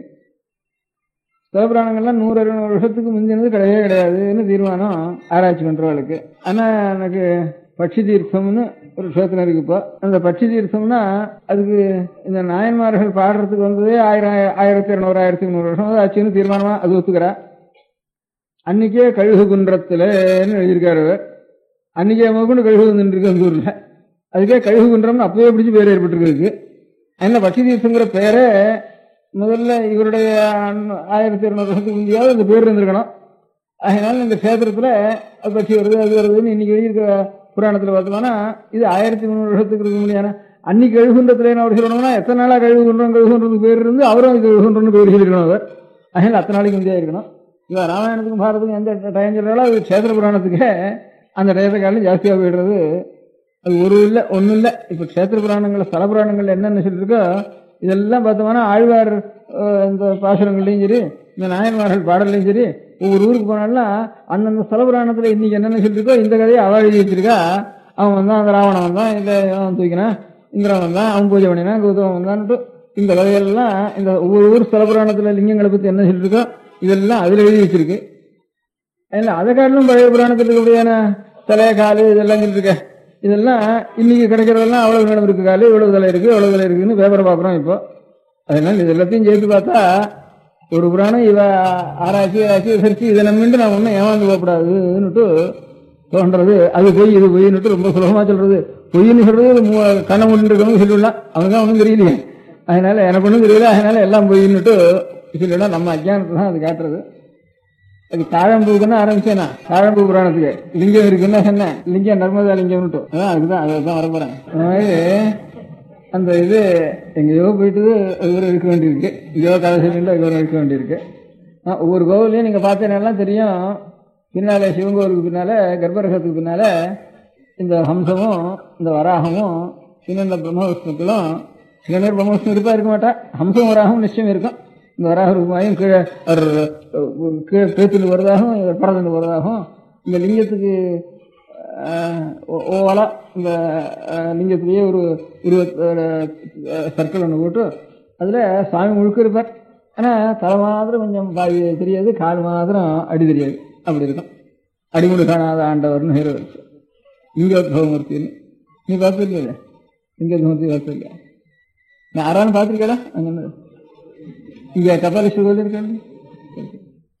சில ஊர்ல விஷ்ணு இருக்கலாம். ஆனா அதுக்கு நேர் மேல மாத்திரம் விமானத்துல விஷ்ணு தான் இருப்பார். எந்த கோயிலையும் விஷ்ணு இல்லாத விமானம் கிடையாது. விமானம்னு சொன்னா தெற்க பிரம்மா இருக்கணும், விமானத்துல தெற்க கிருஷ்ணாமூர்த்தி இருக்கணும், வடக்க பிரம்மா இருக்கணும், மேற்க விஷ்ணு இருக்கணும். பிரம்ம விஷ்ணுக்கிறால் 3 பேர். ஒரு பிள்ளையார் கோயில் விமானம் இருந்தாலும் சரி, அது பெருமாள் விமானம் இருந்தாலும் சரி, அது ஒரு பிடாரியம்மன் கோவில் விமானம் இருந்தாலும் சரி, விமான லட்சணத்திலேயே சிற்பத்துல இந்த திருமூர்த்திகள் இருக்கணும். முன்பாகத்துல எந்த மூர்த்தியோ தேவத்தை அந்த மூர்த்தி இருக்கணும். பிள்ளையார் கோயில் இருந்தால் பிள்ளையார் இருக்கணும், சுப்பிரமணிய சுவாமி இருந்தால் சுப்பிரமணிய சுவாமி இருக்கணும், பெருமாள் இருந்தால் பெருமாள் இருக்கணும். இந்த சுத்தி மாத்திரம் இந்த 3 பேர். அந்த விமானத்துல மேல் இருக்கிறது மாத்திரம் மேற்கு இருக்கு நரசிம்மன் இருப்பார். இதான் விமான லட்சணம். சில்ப சாஸ்திரத்துக்கு ஏற்பட்ட லட்சணம். இந்த சுவாமிக்கு அந்த சுவாமிக்கு கிடையாது. ஆனா வைஷ்ணவ கோவில்கள்ல கொஞ்சம் வர வர வர கொஞ்சம் வேற தேவதைகளையே நம்ம பார்க்கக்கூடாது வைக்கக்கூடாதுன்னு கொஞ்சம் கொஞ்சமா விளக்கம் ஏற்பட்டதுக்கு அப்புறம் சில கோவில்ல கொஞ்சம் கொஞ்சமா இந்த விமான லட்சணத்துல கூட மாற்றி இந்த மேல கிருஷ்ணமூர்த்தியை வைக்காம அப்படியே சில நூற்றாண்டுகளாக கொஞ்சம் குறைஞ்சி வச்சு. ஆனாலும் திருப்பதியில அப்படியே இருக்கு, கிருஷ்ணமூர்த்தி இருக்க. இங்க ஸ்ரீரங்க விமானத்துல பிள்ளையாரும் துர்க்கையும் இருக்க, வடக்கு துர்க்கை இருக்க. இந்த ஸ்ரீரங்க விமானத்துல கீழே இருக்க, விமானம் மேலே இல்லை. அந்த மாதிரி மேலே இருக்கார் கிருஷ்ணாமூர்த்தி இதுல மாத்திரம். பாக்கி எந்த விமானத்தை பார்த்தாலும் இந்த தெற்கு கிருஷ்ணாமூர்த்தி, மேற்க இவர், வடக்க 3 பேரும் நிச்சயமா விமான லட்சண பிரகாரம் திரும்பிருப்பார். எந்த கஷேத்திரங்கள்ல மாதிரியோ அந்த கஷேத்திரத்துக்கு வைபவம் இன்னும் இருக்கு. விஷ்ணு கஷேத்திரத்துக்கு, ஸ்ரீரங்கத்துக்கும் திருப்பதிக்கும் அந்த விமான லட்சணத்தை அதுக்காகவே பெரிய எல்லாரும் இதை நான் ஒன்றும் மாற்றக்கூடாதுன்னுட்டு அப்படியே வச்சிருந்து அப்படியே ரட்சிச்சுட்டு இருக்கேன். அதுக்கு மகிமை இருக்கத்தான் இருக்கு இந்த கஷேத்திரங்களுக்கு. அந்த மாதிரி விமான லட்சணம். அந்த மாதிரி இப்போ லிங்கோத்பவமூர்த்தி மேற்கே இருப்பார். சில இடங்கள்ல விஷ்ணு இருப்பார். ஆனா மேல மாத்திரம் நரசிம்ம சுவாமி எல்லாத்துக்கும் இருப்பார். அந்த மாதிரி ஒரு இடத்துல தாழம்புக்கு சுவாமி பொய் சொன்னாங்கிறதுனால தாழம்பு வச்சுக்கிறது இல்லைன்னுட்டு சிவனுக்கு தாழம்பு வைக்கக்கூடாது அப்படின்னு ஒரு சாஸ்திர சம்பிரதாயம். அந்த மாதிரி ஒரு ஆத்துல எனக்கு தெரிஞ்சது, ஒரு ஆத்துல தாழம்பு கொண்டு வந்தா எங்க ஆத்துல தாழம்பு வச்சுக்கிறது இல்லை அப்படின்னு சொல்லிட்டு இருந்தேன். எனக்கு ரொம்ப பால்யத்திலேயே நான் சுவாமியோட சன்னியாசியா போறதுக்கு முந்தைய விட்டு கேட்டிருக்கேன். அது எங்க ஆத்துல ரொம்ப பழகின வீட்டுல தாழம்பு வச்சுக்கிறது இல்லை எங்க ஆத்துல சொல்லிட்டு இருந்தோம். அது ஏன் தாழம்பு வச்சுக்கிறது இல்லை எங்க ஆத்துலன்னுட்டு அப்புறம் கேட்டேன்னா அப்ப சொன்னா 4-5 தலைமுறைக்கு எங்க ஆத்துல ஒரு பொண்ணுக்கு 4 கிலோமீட்டர் ஒரு 10-15 தலைமுறைக்கு ரொம்ப நாளைக்கு சொன்னேன். 10-15 தலைமுறை ஆயிருக்கும். அது 10-15 தலைமுறைக்கு ஒரு பொண்ணுக்கு ஒரு பாம்பு பிறந்தது. அந்த பாம்பு பிறந்தாருன்னா அது அந்த பொண்ணு ஒரு நாளைக்கு அது இப்படியே ஒரு ஆத்துல பால் காய்ச்சி ஆற வச்சு அதுக்கு அந்த பாம்புக்கு போட்டின்னு இருந்தா அந்த ஆத்துல. அது பாட்டுக்கு விளையாடின்னு இருக்கும். தாயாரண்ட மடியில படுத்துன்னு இருக்கும். அதுக்கப்புறம் பெரிய இருக்கும். இந்த மாதிரி ஒரு பால் காய்ச்சி போட்டு கொஞ்சம் பெருசாகி அப்படியே வளர்ந்துன்னு வந்தது. பாம்பே பிறந்தது. அப்புறம் ஒரு ஆத்துல அந்த ஆத்துல இருந்து கல்யாணம் எங்கேயோ வெளியில வந்தது. அந்த கல்யாணத்துக்கு அவசியம் இந்த தாயார் போக வேண்டி இருந்தது. இந்த பாம்பு தூக்கிட்டு போனா அங்கெல்லாம் பரியாசம் பண்ண வேலை கல்யாணத்துலன்னுட்டு என்ன பண்ணினா அது அநேகமா போறதே இல்லையோ. ரொம்ப அவசியமா ஒரு கல்யாணத்துக்கு போயிட்டு இருந்தது. எல்லாருமே போயிட்டு இருந்த ஆத்துல. அப்புறம் ஆத்துல ரொம்ப ஒரு கழுவி இருந்தா, அவளை மாத்திரம் ஆத்துல வச்சுட்டு போச்சலிட்டு இருந்தா.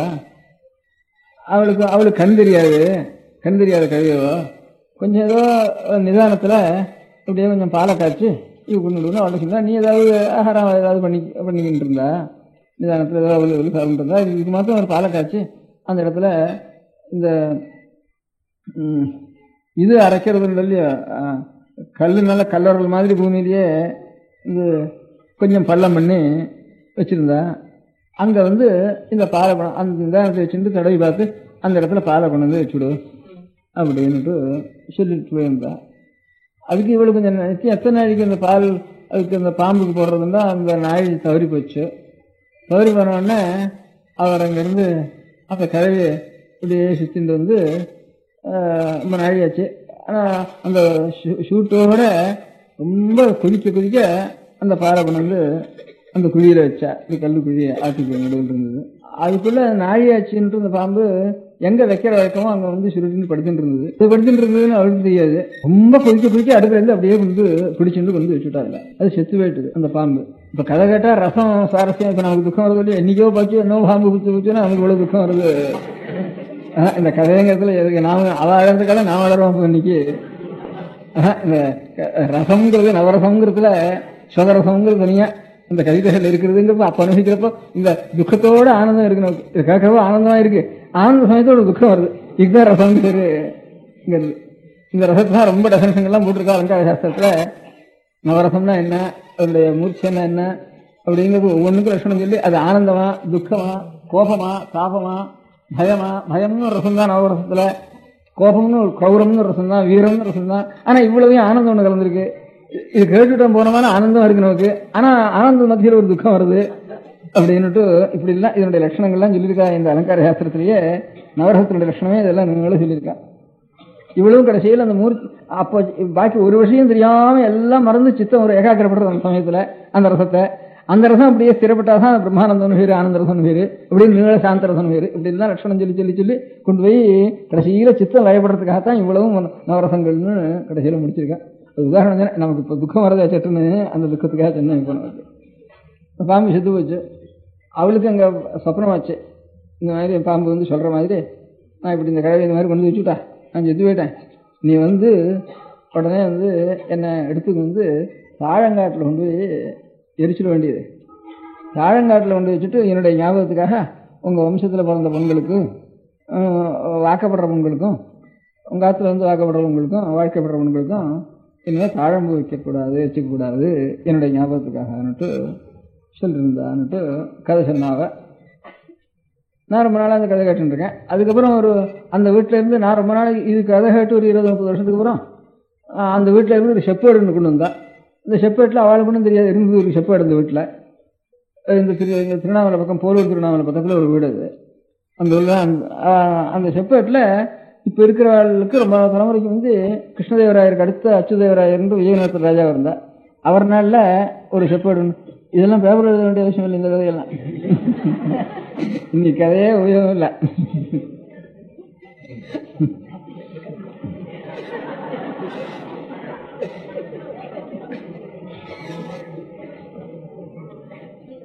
அந்த செப்பேட்டில் என்ன இருந்தது, எங்களுக்கு இன்னாருடைய 108 பிராமணாள் போட்டு அவ பேரெல்லாம் போட்டு அவ என்ன வேதம் படிச்சவா, இவ்வளவு சாஸ்திரம் படிச்சவா அப்படின்னு போட்டு அவளுக்கெல்லாம் நிலம் வந்து ராஜா வந்து இத்தனை நிலம் கொடுத்துருக்கான் அவளுக்கு அப்படின்னு எழுதியிருக்கு.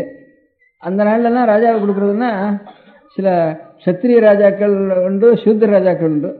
சூத்திர ராஜாக்களா இருக்கிறவா அந்த நாள் ரொம்ப சிஷ்டாலா ரொம்ப நியமமா இருக்கிறவா சூத்திர ராஜாக்கள் இருந்தாலன்னா இவளுக்கு ஒரு பயம், அவள் வாங்கிக்குவாளோ சத்திரியாளா இருந்தா வாங்கிக்குவா அல்லது சூத்திராளா இருந்தா வாங்கிக்குவாளோ வாங்கிக்க மாட்டாளோன்னு இப்படி ஒரு பயம் அவளுக்கு ராஜாக்களுக்கு. இப்போ அப்படிதான் இந்த வந்து நகரத்தாரெல்லாம் இது பண்ற காலத்துல, அன்னதான சத்திரம் வாங்குற காலத்துல நாம் போட்டோம்னா ரொம்ப சிஷ்டாலா யோக்கியாலா இருக்கிற வந்து சாப்பிடுவாளோ சாப்பிட மாட்டாளோன்னுட்டு இப்ப நகரத்தார் அன்னதான மன்றத்துல எல்லாம் ஆரோ ஒரு பிராமணனுக்கு அந்த நிலத்தெல்லாம் தானம் பண்ணிவிட்டு அவன் திரும்பி எழுதி வைக்கிற மாதிரி எழுதி வச்சு அப்படியேதான் அநேக அன்னசத்திரங்களை அப்படியேதான் இப்ப எழுதி வச்சிருக்கா. இப்ப இருக்கிற நகரத்தார்னால கூட நாம் அதுக்கு ஒரு அபசாரமா இருந்தா கூட பாத்திரம் வாங்கக்கூடாது அப்படின்னுட்டு அதே மாதிரி அந்த ராஜாக்கள் நாள்ல பழைய நாள்ல என்ன ஒரு பிராமணனுக்கு இவ்வளவு நிலத்தையும் கொடுத்துடுறது. அந்த ஒரு பிராமணனுக்கு கொடுத்துட்டு அவன் என்ன பண்ணுவான், இத்தனை பேருக்கு 108 பேருக்கு நான் தானம் பண்ணினேன்னுட்டு அவன் எழுதுவான். அவனுக்கு சாஸ்திர பிரகாரம் ஒருத்தர் இடத்துல இருந்து பிரதிகிரகம் வாங்கிடுவானா அதுல 3/4 இது பண்ணிட்டுவானா, தானம் பண்ணிட்டுவானா, இவனுக்கு பிரதிகிற தோஷமும் போயிடுறது. அவளுக்கு இவனிடத்துல எது வாங்கிறதுன்னு வந்து தவிர இன்னத்துல அவன் பார்த்து சத்வாத்திரமோ இல்லையோ ராஜா அப்படின்னு ராஜ பிரதிகிரகங்கிறதுக்கே ஒரு தோஷம் உண்டு தனியா. ஜாதியை தவிரவே ராஜா இடத்துலயே வாங்கப்பட தனி நட்சத்திரம் இடத்துல வாங்கினாலும் வாங்கினா ராஜா இடத்துல வாங்கக்கூடாது. ராஜா எத்தனையோ தப்பு எல்லாம் பண்ணிருப்பான், அதனால அவனோட ராஜ பிரதிகிரகம் வாங்கக்கூடாதுன்னு அப்படி ஒரு தோஷம் உண்டு. பிரதிகிரகமே தப்புன்னு உதவ வச்சுக்குவா. அதுவே அவங்க தியாகிர்வாள் கூட்டாளி ராஜா கூட்டால கூட எவன் கூப்பிட்டா கூட மாட்டேன்னுட்டு அப்படி சொல்லிட்டு இருந்தா. சில பேர் பார்த்துக்குவா, அவனுடைய குணாகுணங்களை பார்த்துக்குவா. அதெல்லாம் பார்த்து பெரியவாளா இருக்கிறா வந்து அங்கீகரிப்பாளோ அங்கீகரிக்க மாட்டாளோங்கிறதுக்காக ஒரு உத்தமமான பிராமணனை பார்த்து ரொம்ப சிஷ்டனா பார்த்து அவனுக்கு கொடுத்து அவனுக்கு அந்த பிரதிகிற தோஷம் வாங்கின தோஷம் வராமல் இருக்கிறதுக்காக இப்படி எல்லாம் பண்ணி அந்த செப்பேட்டில் இப்படி எல்லாம் இருந்தது. இந்த பிராமணனுக்கு எல்லாம் கொடுத்துட்டான். அவன் 108 பேருக்கு இவன் தானம் பண்ணி கொடுத்தான் அப்படின்னு அதில் எழுதியிருந்தது. அதில் எழுதின உடனே வந்து அந்த இப்போது 108 பேரும் காணும் அந்த ஊர்ல. ஆனா மனையனே நிவேசனம் இந்த கிணறு அதெல்லாம் மாத்திரம் இருக்கு நிலக்க. இவன் ஒரு வீடு தான் இருக்கு. கடைசியில் 6 வாங்கினானோ அந்த வம்சத்தினுடைய ஒரு வீடு தான் இப்ப பாக்கி இருக்கு. அந்த வம்சம் எப்படி தெரியுதுன்னாட்டா ஒவ்வொருத்தருக்கும் கோத்திரம் போட்டிருக்கு, சூத்திரம் போட்டிருக்கு. இப்போ இருக்கிறவனுடைய கோத்திரம் இருக்குது, சூத்திரம் இருக்குது. அதில் பேர் என்ன இருக்குன்னா, இப்போ இருக்கிற தலைமுறையில் இருக்கிறவனுக்கு ஒருத்தனுக்கு ராமச்சந்திரன் பேர் இருக்குது, நாகேஸ்வரன் அப்பனுக்கு ராமச்சந்திரன் பேர், பிள்ளைக்கு நாகேஸ்வரன் பேர், இப்போ இருக்கு யஜ்ஞேஸ்வரனுக்கு பேர், நாகேஸ்வரன் பேர், ராமச்சந்திரன் பேர். இதே 3 தலைமுறை தான் சொல்லிட்டு இருக்கு. அதே நாகேஸ்வரம், யஜ்ஞேஸ்வரம், ராமச்சந்திரன் இதே 15 தலைமுறைக்கு வந்து போட்டிருக்கு. இவனுடைய பிள்ளை இவனுடைய பேரன்னு சொல்றப்போ இப்போ எந்த பேர் 3 பேர் இருக்கும் 3 தலைமுறையில் இதே பேர் தான் அங்கே நாகேஸ்வரன் போட்டிருக்கு. நாகேஸ்வரன் போட்டதுனால பாம்புக்காக வச்சுட்டான்னு நான் தீர்மானம் பண்ணினேன் இருக்கு. அந்த செப்போடு கொடுக்கறதுக்கு முந்தி இப்போ நாகேஸ்வரன், இப்போ இருக்கிறவங்க கூட நாகேஸ்வரன் தான் அந்த குடும்பத்தில். அதனால் நாகேஸ்வரன் பேர் எடுத்ததுனால பாம்புனுடைய பேரத்தினால தான் நாகேஸ்வரன் பேர் வச்சுட்டான்ட்டு தாழ்முகம் வச்சுக்காம இருக்கிறதுனால இந்த கதை வந்து நான் இதுல இருந்து கேட்டேன். இதே மாதிரி இப்போ ஒரு போன வருஷத்துல இதே மாதிரி ஒரு பொண்ணுக்கு பாம்பு பிறந்தது, அங்கிருந்து வந்து அப்புறம் செத்து போச்சுன்னு அரோ கொண்டு இதே மாதிரி கொடுத்தா அரோ பாலை கொண்டு வச்சா இதே செத்து போச்சுன்னு இப்போ பேப்பர்ல பார்த்தேன். இப்போ ஒரு போன வருஷத்துல ஒரு பொண்ணுக்கு ஒரு பாம்பு பிறந்ததுன்ட்டு. சரி, இது கதையா நினைச்சுட்டு இருந்தேன். இது இந்த ஊர்ல என்ன சமாச்சாரம், நான் சொன்ன கதை அவளுக்கு தெரியும் தெரியாது அப்படின்னுட்டு அவளுக்கு தெரியும். பேப்பர்காரன் நான் சொன்ன கதையிலேருந்து எழுதுவோம் இல்லையோ இந்த ஊர்ல என்ன பிறந்ததுன்னு அறானு கேட்ட பார்த்த ஞாபகம் இருக்காது. ஒரு பொண்ணுக்கு பாம்பு பிறந்ததுன்னு இப்போ ஒரு வருஷத்துக்குள்ள பேப்பர்ல பார்த்தேன் எழுதியிருந்தது. என்ன மார்வாடி வீட்லையா பாம்பு பிறந்ததா? அந்த மாதிரின்னுட்டு இந்த மாதிரி எதுக்காக சொல்றேன், இந்த புராணத்தில் இருக்கிறதுக்கெல்லாம் பேப்பர்ல வந்துருந்து. இப்போ நான் இதே மாதிரி கதையே அப்புறம் பேப்பர்ல வந்துருந்து இந்த மாதிரி புராணத்தை வச்சுட்டு இப்போ சமீபத்தில் கூட வந்தது, ரொம்ப நாளாக வந்துட்டு இருக்கு. இப்போ 40,000 வருஷத்தினுடைய எலும்பு இவ்வளவுன்னா அது நிலம் தொடி இருக்கு. அது கேட்ட ஞாபகம் இருக்கும் இல்லை இருக்கும். அது அடிக்கடி வருது, அங்கே கிடைச்சது இங்கே கிடைச்சதுன்னுட்டு அது அடிக்கடி வருதுன்னுட்டு. அதனால இப்போ அந்த நாள் கதையில் அத்தனை வருஷம் இருந்தா இத்தனை வருஷம் இருந்தா இத்தனை வருஷம் இருந்தாங்கிறதுக்கு நமக்கு இல்லைங்கிறதுனால அதெல்லாம் பொய்ன்னு நம்ம தீர்மானம் பண்றது நமக்கு தெரிஞ்சுக்கிறதுக்கு யோக்கியது இல்லைங்கிற மாதிரியோட நாம் நிறுத்தணுமே தவிர புராணத்தெல்லாம் பொய்ன்னு சொல்லக்கூடாதுன்னு அதுக்காக சொல்ல வந்தேன். அதே மாதிரி இதில் எழுதியிருக்கார் மதுவனம்னு ஒரு க்ஷேத்திரம் இருக்கு. க்ஷேத்திர புராணத்தில் மதுவனம் தான் இருக்கு. நன்னிலம்னு பேர் இருக்கு, நன்னிலத்துக்கு மதுவனம்னு பேரு. இப்போ நான் போனேன் நடராஜாவினுடைய சன்னிதானத்தில் பெரிய மது தேனடை சக்கச்சவைன்னு நடராஜா எவ்வளோ சனம் இவ்வளோ சனம் தேனடை வச்சிருக்கு போவோம். அதில் மதுவனம்னு பேரு. அதில் தேவாரத்தை சொல்றப்போ இந்த மாதிரி சுவாமியுடைய சன்னிதானத்தில் தேனடை இருக்குன்னு அவர் பாடிட்டு போயிருக்கார். தேனடை தான் அவனை பூஜிக்கிறதுன்னு. திருக்கண்ணவங்கன்னு ஒரு இருக்கு, அந்த ஊர்லயும் தேனெல்லாம் வண்டுகள்லாம் அவனை பூஜிக்கிறதுன்னு இருக்கு. இப்போ அங்கே போனால் எப்போ பார்த்தாலும் தேனடை வச்சிருக்கு. கர்ப்பகிரகத்தில் இன்னைக்கும் தேனடை வச்சிருக்கு. ஆழ்வார் பாடிட்டு போயிருக்காரு. அந்த க்ஷேத்திர புராணத்திலையும் மதுவனம்னு பேர் இருக்கு, இது எல்லாம் பேர் இருக்கு, கழுகுன்றன்னு பேர் இருக்கு. அதனால என்னென்ன க்ஷேத்திர புராணத்தில் இருக்கோ அதெல்லாம் ஒவ்வொரு க்ஷேத்திரத்திலையும் புராணத்தில் இருக்கிறது அவா பாடிட்டு போயிருக்கா. அது 1500 வருஷத்துக்கு குறைஞ்சபட்சம் 1000 வருஷமா இருக்கு. அதுக்கு வந்து எத்தனையோ 400 வருஷமா இருந்தா தான் கதை வந்து ட்ரெடிஷன் வாழ்க்கை வந்திருக்கும். அதனால இவ ராமாயண பாரதத்துக்கு எத்தனை வருஷம் சொல்றாலும் அத்தனை வருஷம் ஒவ்வொரு ஸ்தல புராணத்துக்கும் அந்த வருஷத்துக்கு குறைச்சலே இல்லை. அதனால அதுக்காகவும் பழசா இருக்கணும் தவிர புதுசா இருக்கிறதுக்கு இல்லை. இந்த மாதிரி இந்த மாயவரத்தில் ஒரு ஸ்தல புராணம் இருக்கு. அந்த ஸ்தல புராணத்துல வந்து காசி கேதாரம் எல்லாத்துக்கும் போயிட்டு ஒரு தம்பதிகள் 2 பேர் வந்தா அவ மாயவரத்தில் வந்து ஒருத்தருக்கு இந்த கஷேத்திர புராணத்தினுடைய கதையை சொன்னான்னு எழுதியிருக்கு. இந்த காசியில எந்த கஷேத்திரத்துக்கு போனாலும் சொன்னா அந்த கஷேத்திர புராணத்துல இவ கதையை அங்கே சொல்லியிருக்கு. அதனால இதுக்கு ரயிலும் கிடையாது, சவாலும் கிடையாதுப்பா. அப்ப இருக்கிறது ஒவ்வொரு எங்கேயோ ஹிமத் பருவத்தில் இருக்கிற கதைக்கும் நம்ம காவேரி தீரத்தில் இருக்கிற கஷேத்திரத்துக்கும் இங்க அதனுடைய பாக்கி அங்க இதனுடைய பாக்கி இப்படி சொல்லியிருக்கு. அதனால இது எல்லாத்தையும் பெருசா சேர்த்து ரிசர்ச் பண்ணினோம்னா ஒண்ணுமே பெரளி அரளின்னு சொன்னோம்னா நமக்கு அஜ்ஞானம் தான் அதுல இருந்து பிரகாசிக்குமே தவிர அதெல்லாம் ஒன்றும் பெரளின்னு தீர்மானம் பண்ண வேண்டாம் அப்படின்னு நான் நினைச்சிருந்தேன் என் மனசுக்கு. அதனால வால்மீகி, வியாசர், ஆச்சாரியார் நிறைய எழுதியிருக்கா. ஒரு பஜகோவிந்தம் கேட்டாலே ஆனந்தமா இருக்கு நமக்கு. அதனால இவ்வளவு ஆச்சாரியாலாம் என்ன ஆதிசங்கராச்சாரியால் என்ன புத்தகம் பண்ணினாலும் தெரியாது. பாஷ்யம் விஷயம் விசாலாசிரி அது இதுனா தெரியாது. பஜகோவிந்தம் பண்ணினவாருன்னா அவள் தான் ஆச்சாரியா. அது வச்சுக்குவோம். இப்போ பாக்கி புத்தகங்கள்லாம் அப்படி ஒன்றா ஓட்டும். பஜகோபம் பண்ணினா சங்கராச்சாரியால்னு அது ஒன்று தீர்மானம் பண்ணிக்கலாம். அவர் சம்பந்த சுவாமிகள் வந்து அரணாவமே சூழ வையகம் தீர்த்தீர்கேன்னு வாழ்க வந்தனர் வானவராணினம் வீழ தன்வனில் வேந்தனமுங்க ஆழ்கதி இதெல்லாம் அரணாவமே சூழ வையகம் தீர்த்தீர்கேன்னு அரணாவமே சூழன்னு சொல்லிட்டு போனார் ஒரு வாயில. எத்தனையோ சுவாமிக்கு சிவனுக்கு 108 அஷ்டோத்தர பேர் இருக்கு. மகேஸ்வரன் இருக்கு, திரைம்பகன் இருக்கு, சந்திரசேகரன் இருக்கு. இருந்தாலும் அரணாமம்னு அரணுடைய நாமம் சூழ்க அங்கே பார்த்தாலும் ஆச்சாரியால் விஷ்ணுவுக்கு எத்தனையோ பேர் இருக்கு. பஜ கோவிந்தம் கோவிந்தம் தான்.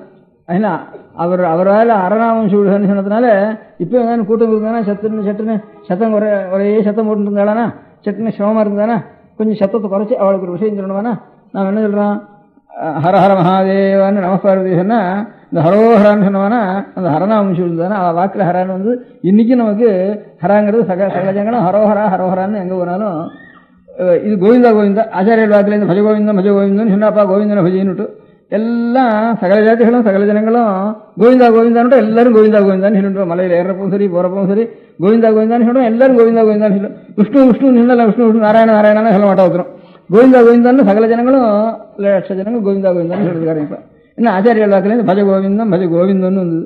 ஒரு ஹரோஹரான்னு சொல்லுவோம்னா எல்லா ஜனங்களும் சொல்லிடுவா. இந்த ஹரோஹரா கோவிந்தா கோவிந்தா தான் நம்ம ரட்சிக்கிறது. இவ்வளவையும் நமக்கு ஒரு பகவான் இருக்காருங்கிற ஞாபகத்தில் இந்த ஹரோஹராவும் கோவிந்தா கோவிந்தம். அநேகமா சுப்பிரமணிய சுவாமி ஊருக்கு போனாலும் ஹரோஹரா தான். திருவாரூர் கோவில் எங்க இருந்தாலும் அதுவும் வெங்கடாஜலி தான் மலையில் இருக்கிற சுவாமியா இருந்தானா சுப்பிரமணிய சுவாமியும் மலையில் இருக்கிற சுவாமி தான், வெங்கடாஜலியும் அநேகம் மலையில் இருக்கிற சுவாமி தான். அதனால ரெண்டு சுவாமியும் ஒன்று தான் அப்படின்ட்டு எல்லாருக்கும் அபிப்பிராயம். அதனால இது இது விஷ்ணுன்னு நினைச்சுக்கிறோம், அது சுப்பிரமணிய சுவாமின்னு நினைச்சுக்கிறோம். அவ்வளோதான். ரெண்டும் ஒரு சுவாமி தான் மலைசுவாமி. இந்த மலைசுவாமிக்கு போறப்பெல்லாம் ஒன்றும் ஹரோஹரா இல்லை வரணும் கோவிந்தா கோவிந்தா. ஹரோஹரா சொன்னது சம்பந்த சுவாமி சொல்லியிருக்காரு, அருணாமய சொல்லிட்டு ஆச்சாரியர்கள் கோவிந்தா கோவிந்தா ஆச்சாரியர்கள் சொல்லியிருக்கா பஜ கோவிந்தம் பஜ கோவிந்தம். ரெண்டு ஆச்சாரியர்கள் மகானுடைய வாக்குலேருந்து வந்தது இன்னைக்கும் நம்ம ரட்சிச்சுட்டு இருக்கு. ரெண்டு எழுத்து நம்ம ரட்சிச்சுட்டு இருந்தது. அதனால இவ்வளவு புஸ்தகம் எழுதியிருக்கால இது எல்லாத்தையும் இனிமேல் நம்ம நாளில் அடியோட மறந்து போயிடுறதா முதல்ல பிடிச்சி அதான் சொல்லிட்டு இருக்கேன். நம்ம எல்லாம் மறந்து போகக்கூடாது. அது படித்தோம்னா கொஞ்சமாவது நமக்கு புரிய முடியாது, கொஞ்சம் ஞானத்தை சம்பாதிக்கணும். இவ்வளவு வீணாக போயிடக்கூடாது. வேட்டோட சரி நம்ம தலைமையோட சரியாக ஸ்நானம் பண்ணியாச்சுன்னு வச்சிடக்கூடாது அப்படின்னு எனக்கு உங்களுக்கெல்லாம் சொல்லணும்னு ஒரு ஆசை. நீங்கள்லாம் மனுஷெல்லாம் எங்கே இருக்க கிராமத்தில் இல்லை, எல்லாரும் ஜீவனத்துக்காக டவுனில் வந்துட்டோம். கிராமத்தில் இருக்கிற ஒத்துரும் இல்லை, ஒரு வீடாக இடிஞ்சு போயின்னு இருக்கு. இங்கே அதுக்கு பதிலாக ஒவ்வொரு காலனியாக கட்டின்னு இருக்கோம். அங்கே இருக்கிறதெல்லாம் ஒவ்வொரு செங்கலாக பிடிச்சி விழுந்து சூர்ணமாக போயிட்டு இருக்கு, பொடி பொடியாக போயிட்டு இருக்காங்க. இங்கே ஒரு காலனி கட்டின்னு இருக்கோம். இங்கே கூட போகிறலன்னு இதை காலம் ரொம்ப ஜாஸ்தியாக இருக்கும். இன்னும் வடக்கு போயிட்டே இருக்கோம் நம்ம பாட்டுக்கோம். இன்னும் மாஸ்கோ நியூயார்க்கு நீள போயிட்டு போல இருக்கு. வர வர காலம் ஆயிட்டு தானே. அதனால இருக்கிற இடத்துல நாம் எல்லாரும் சேர்ந்து இருக்கிற இடத்துலையாவது ஏதோ ஜீவனத்துக்காக சேர்ந்துருக்கோம். ஒரு இடங்கள்ல தனித்தனியாக இருந்த இடங்களை விட்டுட்டு சேர்ந்துருக்கோம். தனித்தனியாக இருந்த இடத்துல கொஞ்சம் நல்ல காரியம் கெட்ட காரியம் அதுகளை கொஞ்சம் கண்டிப்பு கொஞ்சம் நல்ல பழக்கங்கள் இதெல்லாம் கொஞ்சம் இருந்திருக்கு. அந்த காலத்தில் கிராமங்கள் இவங்க இருந்ததுன்னா கிராமக்கட்டு பெரியவாள் சொல்கிறது ஒரு நாட்டாமை அதில் இருந்து ஒரு பெரியவாள் சொல்கிறது இதெல்லாம் இருந்திருக்கு. அதனால கொஞ்சம் ஒரு நல்ல பழக்கங்கள்லாம் இருந்திருக்கு. இப்போ நமக்கு ஜீவனத்துக்காக தனித்தனியாக வந்ததுனால தனி கட்டாக ஒன்றும் இல்லை, ஒரு நல்ல விஷயத்தை சொல்கிறதுக்கும் சௌகரியம் இல்லாமல் இருக்குது எல்லாம். அதனால் கொஞ்சம் நாமே தான் ஒரு ஏற்பாடுகளை பண்ணிக்கணும். இனிமே இந்த புஸ்தகங்கள்லாம் வீணாக போகாமல் என்னென்ன தத்துவம் இருக்கோ நமக்கு தெரியாது. அதனால் அதெல்லாம் எது இருந்தாலும் இல்லாத போனாலும் அது தெரிஞ்சுக்கிறதுக்கு ஒரு நம்ம புஸ்தகத்தை இன்னுமே நான் தெரிஞ்சுக்கிறதுக்காட்டிலும் இன்னுமே சீமையிலேருந்து வந்த வெள்ளக்காரனும் அவன் நிறைய தெரிஞ்சுட்டு அவனால் எவ்வளவு கஷ்டப்படணும் நம்ம காட்டிலும் 1000 மடங்கு ஒவ்வொன்றிலையும் ரிசர்ச் பண்ணி பணத்தையும் செலவழித்து புஸ்தகத்திலையும் போட்டு ஜெர்மன் எழுத்துலேயே இங்கிலீஷ் எழுத்துலேயே ரோமன் எழுத்துலேயே நம்ம புஸ்தகங்களெல்லாம் நிறைய போட்டிருக்கான். அங்கேருந்து நமக்கு படிக்கிறது கூட அவளுக்கெல்லாம் தெரியறதுக்காக ரோமன் எழுத்துலேயே போட்டிருக்கான். இங்கிலீஷ் எழுத்துன்னு சொல்கிறாங்க, ரோமன் எழுத்துன்னு பேர். அந்த எழுத்துலேயே நிறைய புஸ்தகங்களை போட்டிருக்கான். சூத்திரங்களும் லட்சக்கணக்கான புஸ்தகங்களையும் கணக்கெல்லாம் போட்டிருக்கான். நம்மதெல்லாம் நமக்கு ஒன்றுமே தெரியல. அந்த வேட்டு செவடி எடுத்துட்டோம் என்ன இருக்குன்னு தெரியல நமக்கு. செவத்தில் நாம் தான் எழுதி வச்சுருக்கோம் நம்ம பெரியவாள், அதையும் படிக்க தெரியல. வேட்டில் எழுதிக்கிறதும் படிக்க தெரியல நமக்கு. அந்த மாதிரி இல்லை, ஏதோ கொஞ்சம் ஒரு நிலை தமிழ் வச்சனமாக படிக்கிறது இங்கே இங்கிலீஷ் பாடம் வச்சிருக்கிறதுனால அதை படிச்சுட்டு இருக்கோம். இப்போ பேப்பர்கள் இருக்கணுமானா இப்போ இந்த நடையை விட்டு ஒன்று எழுதினா தான் நமக்கு புரியுதுங்கிறது. விசேஷமித்தனோ ஆனந்த விகடனோ கல்கியோ இப்பேற்பட்ட பத்திரிகைகள் எல்லாம் நமக்கு தெரியும். அந்த நடையாக மாத்திரம் தான் நமக்கு தெரிகிற நடையில அவள் எழுதுறதுனால நமக்கு அவ்வளோ தூரம் புரியுது. அதுக்கு மேலே நமக்கு ஒரு தமிழ்லையோ ஒரு பெரிய சாஸ்திரத்திலேயோ இருக்கிற விஷயங்களை தெரியறது இல்லை. 600 வித்வான்கள் இருந்து அவள் சொன்னாளானா அதுலேயும் 3/4 வித்வான்கள் சொல்றது நமக்கும் அவளுக்கும் சம்பந்தமே இல்லை. அவள் பாட்டு கொண்டு சொல்கிறா, நமக்கு கொண்டு வச்சு எழுந்து போயிடுறோம். ஏதோ ஒருத்தர் 2 பேர் அதில் நான் ஒரு கூட்டத்தை நிறுத்தி வச்சுட்டு கொஞ்சம் கேட்டால் கூட கொஞ்சம் ரசிக்க முடியாது சொல்லக்கூடியவா. ஏதோ ஒரு 100 வித்வான்கள் இருந்தால் 2 பேர் வித்வான்கள் அப்படி கொஞ்சம் கிடைக்கிறது. அதுவும் கொஞ்சம் முன்காலத்தில் அது கூட இல்லை. இப்போ கொஞ்சம் சில பேர் சில வித்வான்கள் சமஸ்கிருதம் இங்கிலீஷே படிக்காதவளுக்கு தமிழ் படத்துலையும் இங்கிலீஷ் படத்துலையும் படிக்காதவளுக்கு ஒரு 1000கணக்கான ஜனங்கள் போடுறதுங்கிறது இப்போ தான் சமீபத்தில் கொஞ்சம் நல்லா உண்டாயிட்டு இருக்கு. அது ஒரு பெரிய பாக்கியம் தான் நமக்கு. அப்படி சில பேர் வந்துட்டு இருக்கேன். பள்ளிக்கூடத்துக்கு போகாத காலத்தில் 1000கணக்கான ஜனங்கள் அவள் நல்ல விஷயத்தை சொல்கிறப்போ கேட்கறதுக்கு வந்துட்டு இருக்கேன். அதனால இதெல்லாம் வெறும் விட்டுறக்கூடாது அப்படின்னு ஒரு ஆசை எனக்கு. அதனால ஒவ்வொரு இடத்துலையும் ஒரு பொண்டுகள் தான் எனக்கு முதல்ல கொஞ்சம் அவளுக்கு கொஞ்சம் இப்போ கொஞ்சம் சாவகாசம் இருக்கு. அவள் எல்லாரும் உத்தியோகத்துக்கு போயிட்டு இல்லைன்னா அதுக்கப்புறம் அவள் கூட சாவகாசம் இருக்காது. இன்னொரு 1/4 பேர் தான் இப்போ போயிருக்கா உத்தியோகத்துக்கு, இன்னும் 3/4 பேர் உத்தியோகத்துக்கு போகல. அதுக்குள்ள கொஞ்சம் ஒரு 10 பேர் அங்கங்கே பக்கத்தில் இருக்கிறவா சேர்ந்து ஒரு 10 நாள் சங்கம்ங்கிறது கூட தப்பு தான், இருந்தாலும் இதுக்காக பண்ணிக்க வேண்டியிருக்கு ஒரு தோஷத்தினுடைய நிவர்த்திக்காக அந்த 10 பேர் ஒரு சங்கமாக சேர்த்துக்கிறது. சேர்ந்துட்டாலனா அவளுக்கு நான் இதெல்லாம் அப்படி எழுதி அனுப்பிச்சுட்டாலனா இந்த மாதிரி ஒரு சங்கமாக சேர்ந்துருக்கோம், எது படிக்க சொல்லிடலாம் அதை படிக்கிறோம் அப்படின்னு எழுதினாலானா அவளுக்கு ஏதான புஸ்தகங்களை அனுப்பிச்சுட்டு இருக்கேன். தமிழில் பழைய புஸ்தகங்களும் நமக்கு என்னதுன்னு கொஞ்சம் புரிய முடியாகவும், இல்லை சாஸ்திரங்களையும் சம்ஸ்கிருதத்திலையும் கூடியான புஸ்தகங்களையும் அவள் தெரிஞ்சு கொள்ள முடியாகவும் கொஞ்சம் சின்ன சின்ன புஸ்தகங்களாக போட்டு சொல்லிக் கொடுக்குற வாசல் இல்லாமனா கூட இப்போ ஹிந்தி இங்கிலீஷ் இதெல்லாம் தானே கற்றுக்கிறதுன்னு சில புஸ்தகங்கள் போடுறா, அந்த மாதிரியாவது சில புஸ்தகங்களை போட்டு கொடுக்க சொல்லலாம்னுட்டு ஒரு அபிப்பிராயம் எனக்கு. அந்த மாதிரி ஒரு புஸ்தகங்களை போட்டு அவளுக்கு அனுப்ப சொல்கிறேன். இன்னொன்று புஸ்தகங்களை கொஞ்சமாக தானே எழுத்து மாத்திரங்கிறதுன்னுட்டாலனா அது எழுத்து தான் இப்போ இந்த ஹிந்தி ஒன்று இருக்கிறதுனால 6-10 பேரில் 2 பேருக்காவது எழுத்து தெரியும் அவளுக்கு. இப்போ இந்த தமிழ் தான் தெரியும், நாகர் எழுத்தும் அநேகமாக 10 பேரில் 10 பேர் சேர்ந்தாலும் 2 பேருக்கு தெரிஞ்சவாள் இருப்பாள். அவளை கொண்டு கொஞ்சம் அந்த எழுத்தையும் தெரிஞ்சுன்றது, அந்த எழுத்து தெரிஞ்சுட்டு அதுக்கப்புறம் ஒரு ஸ்லோகத்தை எழுதுறது, ஒரு ஸ்லோகத்தை எழுதினா ஒரு பதவரை எழுதுறது, அந்த பதவரைக்கு தமிழ் அர்த்தம் எழுதுறது, அப்புறம் பொழிப்புரை எழுதுறது, அதை அப்படியே நெட்டு பண்ணி விடுறது. அப்படி ஒரு 100 ஸ்லோகத்தை நெட்டு பண்ணிட்டாலனா வேற வித்வான் வேண்டாம், ஒன்றும் வேண்டாம், ஒரு தனித்தனியாக பதங்களை பிரிக்கிறது, அதுக்கு தமிழ் என்ன அர்த்தம், ஒன்று பொழிப்புரை அர்த்தம், கருத்துரை அர்த்தம், இவ்வளவு நெட்டு பண்ணி விடுறது. அப்படி 100 ஸ்லோகத்தை நெட்டு பண்ணிட்டாலனா அப்புறம் சாமானியமாக ஒரு ராமாயணமோ பாகவதமோ கேட்டாலனா அவளுக்கு தானா ஸ்தூலமான அர்த்தமாவது புரியறதுக்கு ஆரம்பிக்கும். அப்படி ஒரு புஸ்தகம் இருந்தது பழைய நாளில். அதுக்கு நீதிசாரம்னு பேர். நீதிசாரம் படிக்காதவோ அந்த நாளில் கிடையவே கிடையாது. அதனால் இப்போ பள்ளிக்கூடத்தில் நமக்கு பாடமே கிடையாது நீதிசாரம். சமஸ்கிருதம் எடுத்துக்கிறவளுக்கும் நீதிசாரம் பாடம் கிடையாது. நீதிசாரம் குழந்தையிலேயே 4 வயசு 5 வயசுலேயே தாத்தா வந்து அழிச்சுன்னு வரப்போ சொல்லி கொடுத்துருவா. அதுதான் ஒரு ஸ்லோகம் எனக்கே மறந்து போச்சு கடைசியில் ஒரு வாக்கியம். அதுக்காக தான் அவரை கூப்பிட்டு கேட்டேன் அது என்னன்னுட்டு. அவருக்கு அந்த ஸ்லோகம் தெரிஞ்சிருந்தது. நான் கூப்பிட்டு கேட்டவருக்கு அவருக்கும் கடைசியை நான் எவ்வளோ 3 சொன்னேன்னா அவ்வளோதான் தெரிஞ்சது, எதில் பாக்கி இருந்தது அதில் சந்தேகம் இருந்தது. அதுக்காக அரையானு போய் கேட்டுட்டு வரேன்னு போனார். அவர் போய் கேட்ட உடனே பிரசித்தி காலேஜில் சம்ஸ்கிருத லெக்சரர் இருக்கார், அவருக்கு தெரிஞ்சதுன்னு சொன்னார். அவர் தான் எங்கே கேட்டதுன்னு கேட்டேன். அவர் உங்களுக்கு எங்கே படித்த சம்ஸ்கிருதம் அப்படின்னு கேட்டேன். அவருக்கு எப்படி தெரிஞ்சிருக்கணும்ட்டு. இல்லை காலேஜில் தான் படித்த சம்ஸ்கிருதம், வேற எங்கேயும் நான் படிக்கல அப்படின்னார். இப்போ காலேஜில் இது எப்படி உனக்கு அவர் சொல்லிவிட்டார், இந்த ஸ்லோகம் உனக்கு எப்படி தெரியும் காலேஜில் சொல்லிக் கொடுக்கலையே அப்படின்னு கேட்டேன். தாத்தா சொல்லிக் கொடுத்தாருன்னு சொன்னேன். அதனால் தாத்தா சொல்லிக் கொடுக்குமா இதெல்லாம் வர வழக்கங்கிறது எனக்கு குழந்தைகளுக்கு இப்படியே போகிறப்போ வரப்போ அழிச்சுன்னு வரப்போ காலமே விடியாலம்புற அப்படியே குழந்தைகளை வச்சுட்டு விளையாடுறப்போ அப்படிலாம் இல்லை ஸ்நானத்துக்கு எனக்கு போகிறப்போ அதுகளுக்கு ஊதிட்டு இதை விட்டு அழிச்சுட்டு வர வழக்கம் அந்த நாளில். கொஞ்சம் குளிக்க வச்சு இல்லை ஸ்நானம் பண்ணுறப்போ கொஞ்சம் குளிப்பாட்டி குழந்தைகளுக்கு கொஞ்சம் ஊதிட்டு அழிச்சுட்டு வர வழக்கம். அப்போல்லாம் சொல்லி கொடுத்துட்டே வருவா வழக்கம். நான் அதுக்கு ஒரு உதாரணம் சொல்கிறேன். இப்போ இந்த ஸ்லோகம் ஒன்றும் தெய்வ சம்பந்தமான இல்லை, தெய்வ சம்பந்தமாக எனக்கு இருக்குது. நீதிசாரம்னு ஒரு 100 ஸ்லோகம். அது சம்ஸ்கிருதத்தில் சதஸ்லோகேன பண்டிதான்னு வேறு.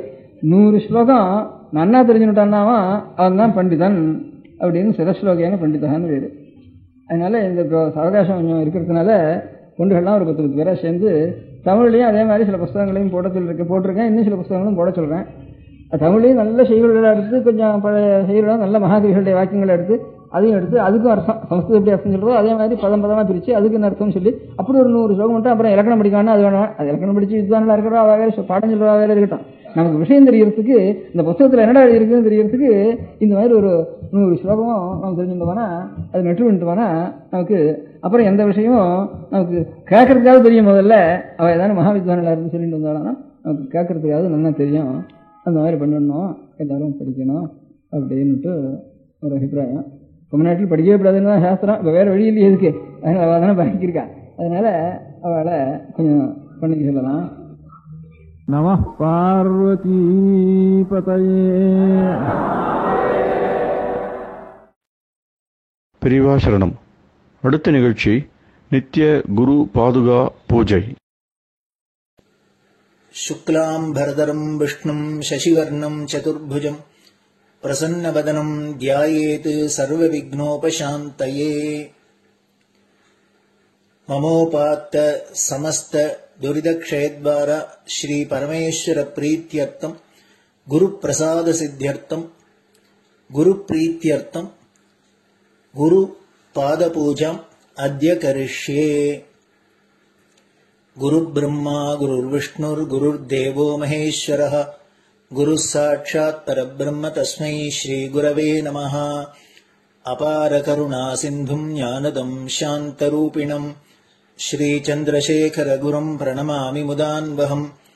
सदाशिवसमारम्भाम् शङ्कराचार्यमध्यमाम् अस्मदाचार्यपर्यन्ताम् वन्दे गुरुपरम्पराम्. எல்லோரும் குருவை பெரிவாளை தியானம் பண்ணிண்டு அர்ச்சனை பண்ணுவோம். அஷ்டோத்திரம். பெரியவா அஷ்டோத்திரம் பல அஷ்டோத்திரங்கள் இருக்கு. அதுல எளிமையா சுலபமா எது இருக்கோ அதை நான் இப்ப சொல்றேன். எல்லோரும் இதை கேட்டுண்டு திருப்பி சொல்ல முடிஞ்சுபா சொல்லி சொல்லி பெரியவாளுக்கு பாதத்துல ஒவ்வொரு புஷ்பத்தை அர்ச்சனை பண்ணலாம்.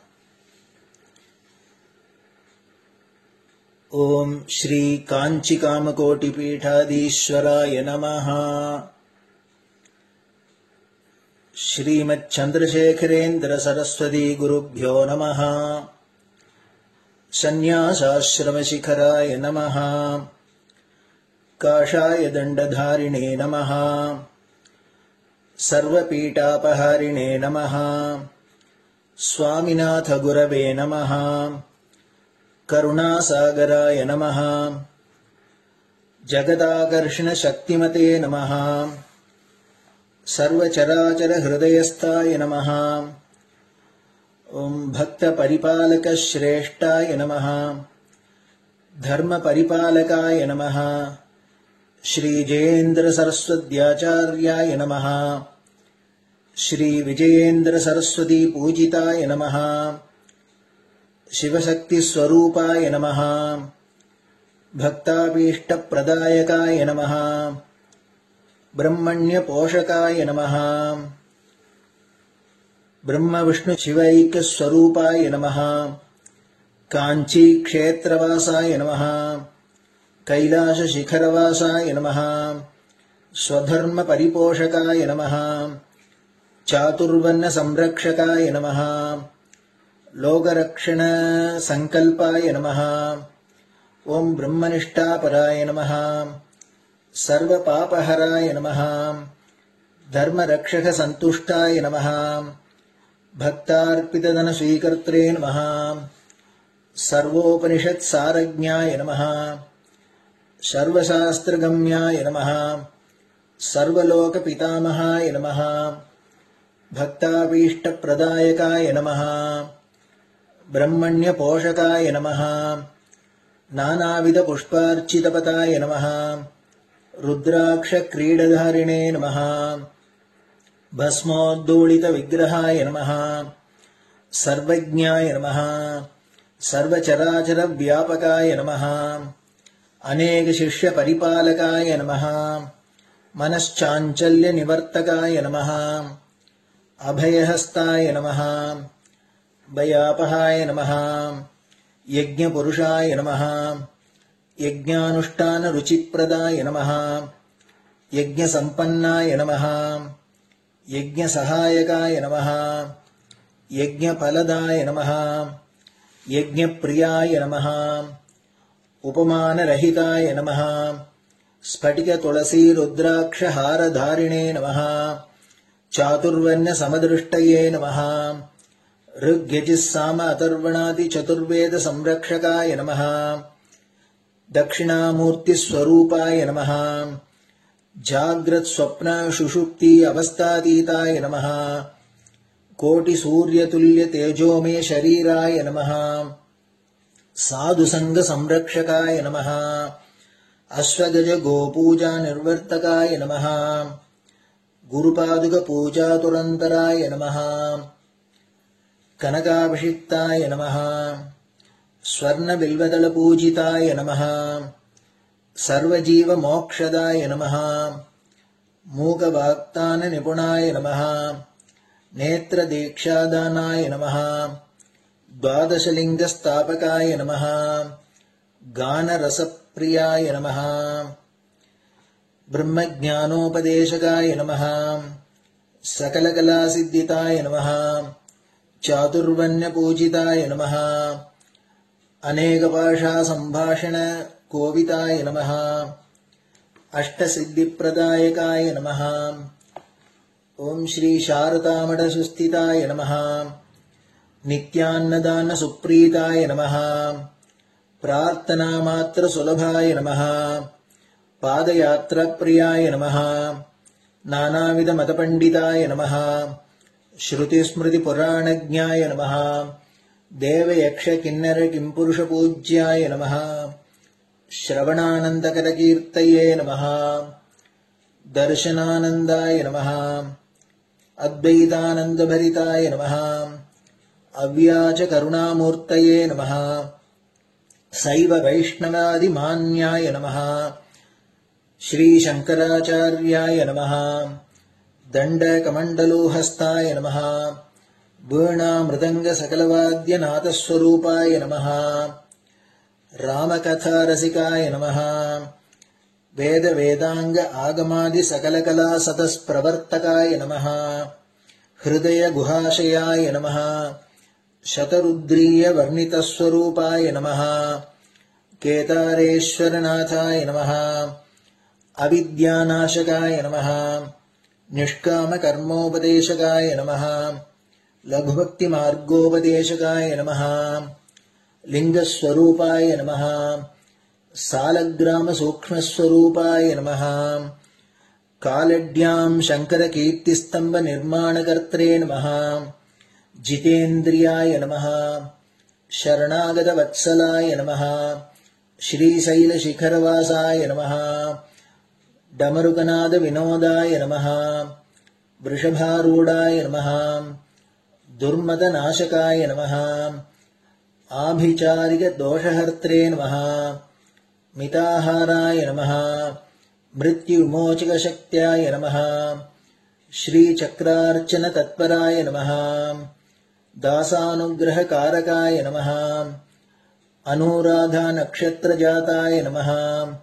सर्वलोकख्यातशीलाय नमः वेङ्कटेश्वरचरणपद्मषट्पदाय नमः श्री महात्रिपुरसुन्दरी समेत श्रीचन्द्रमौळीश्वरपूजाप्रियाय नमः श्रीमच्चन्द्रशेखरेन्द्र सरस्वती सद्गुरु परब्रह्मणे नमः गुरुभ्यो नमः परमगुरुभ्यो नमः परमेष्टिगुरुभ्यो नमः परात्परगुरुभ्यो नमः गुरुपरम्पराभ्यां नमः गुरुपादुकाभ्यां नमो नमः.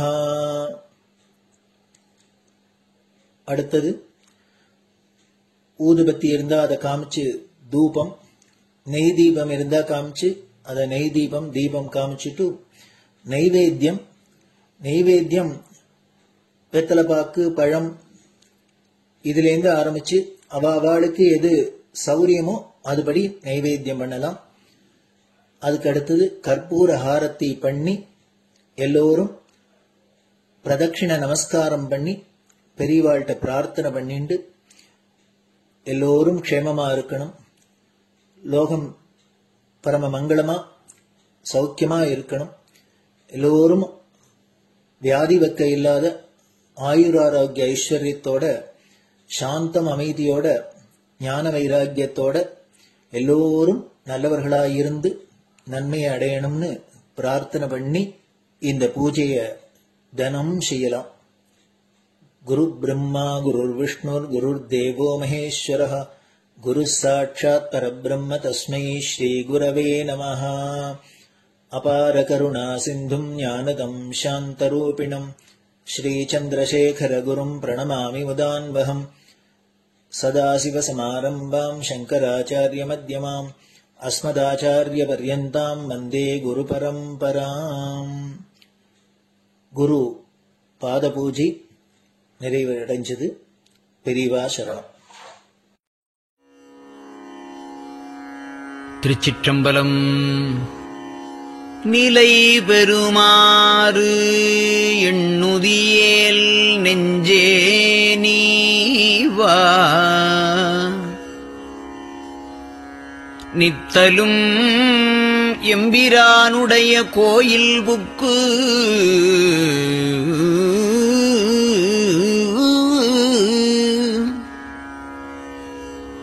புலர்வதன் முன்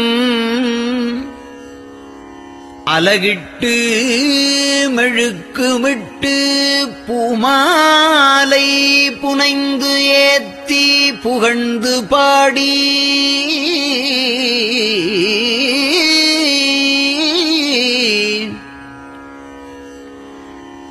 தலையாரக் கும்பிட்டு கூத்தும் ஆடி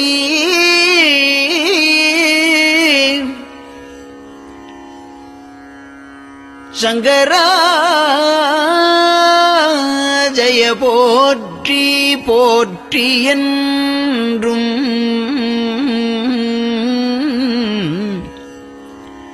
அலைபுனல் சேர் செஞ்சடையம் ஆதி என்றும் ஆரூரா என்றென்றே அலரானில்லே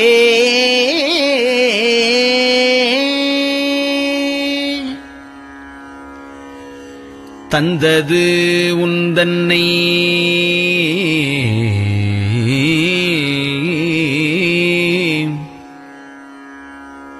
கொண்டது எந்தன்னை சங்கரா ஆர்கோலோ சதுரர் அந்தம் ஒன்றில்லா ஆனந்தம் பெற்றேன் யாது நீ பெற்றது ஒன்று என்பால் சிந்தையே கோயில் கொண்டயம் பெருமான் திருப்பெரும் துறையுரை சிவனே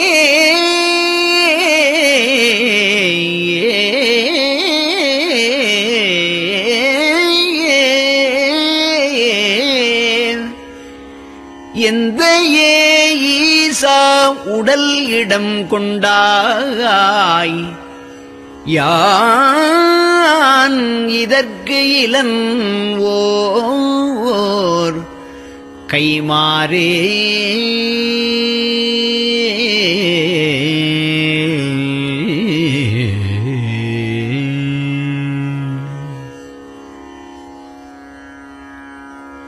அன்னநடையார்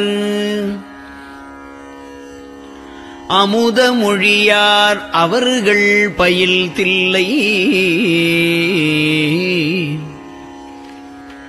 தென்னன் தமிழும் இசையும் கலந்த சிற்றம்பலம் தன்னுள்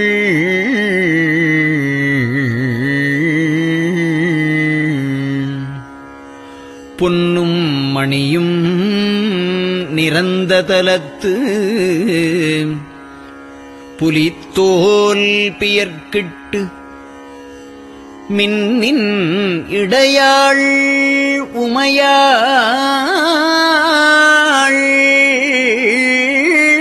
காண விகிதன் ஆடுமே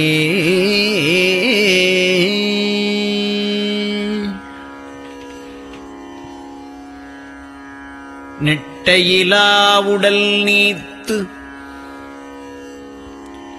என்னை ஆண்ட நிகரிலா வண்ணங்களும்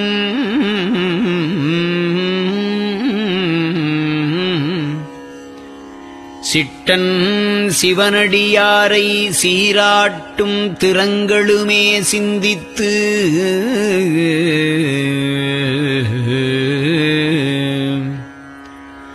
அட்டமூர்த்திக்கு என் அகம் நெகவூரும் அமிழ்தனுக்கு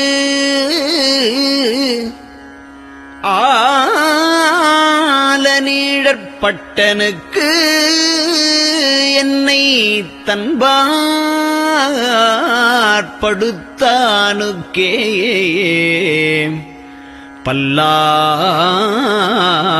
பல்லாண்டு குருதுமே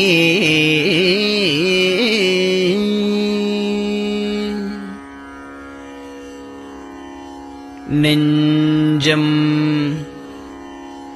ஈசனைக் காண்பதே விரும்பி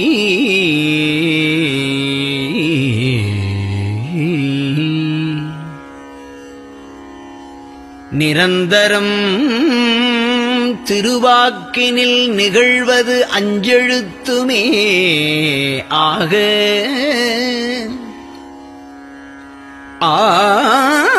ஆளுடைய அம்மை செம்மலர் கைகுவித்து அருளி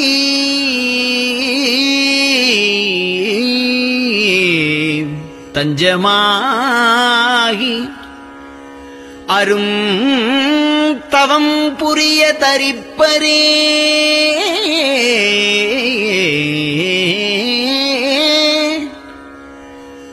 அவள் தனிப்பெரும் கணவர்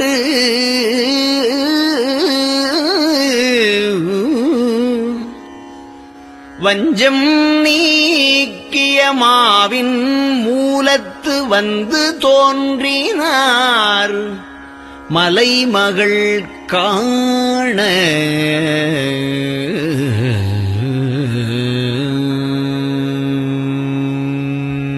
திருச்சிற்றம்பலம்.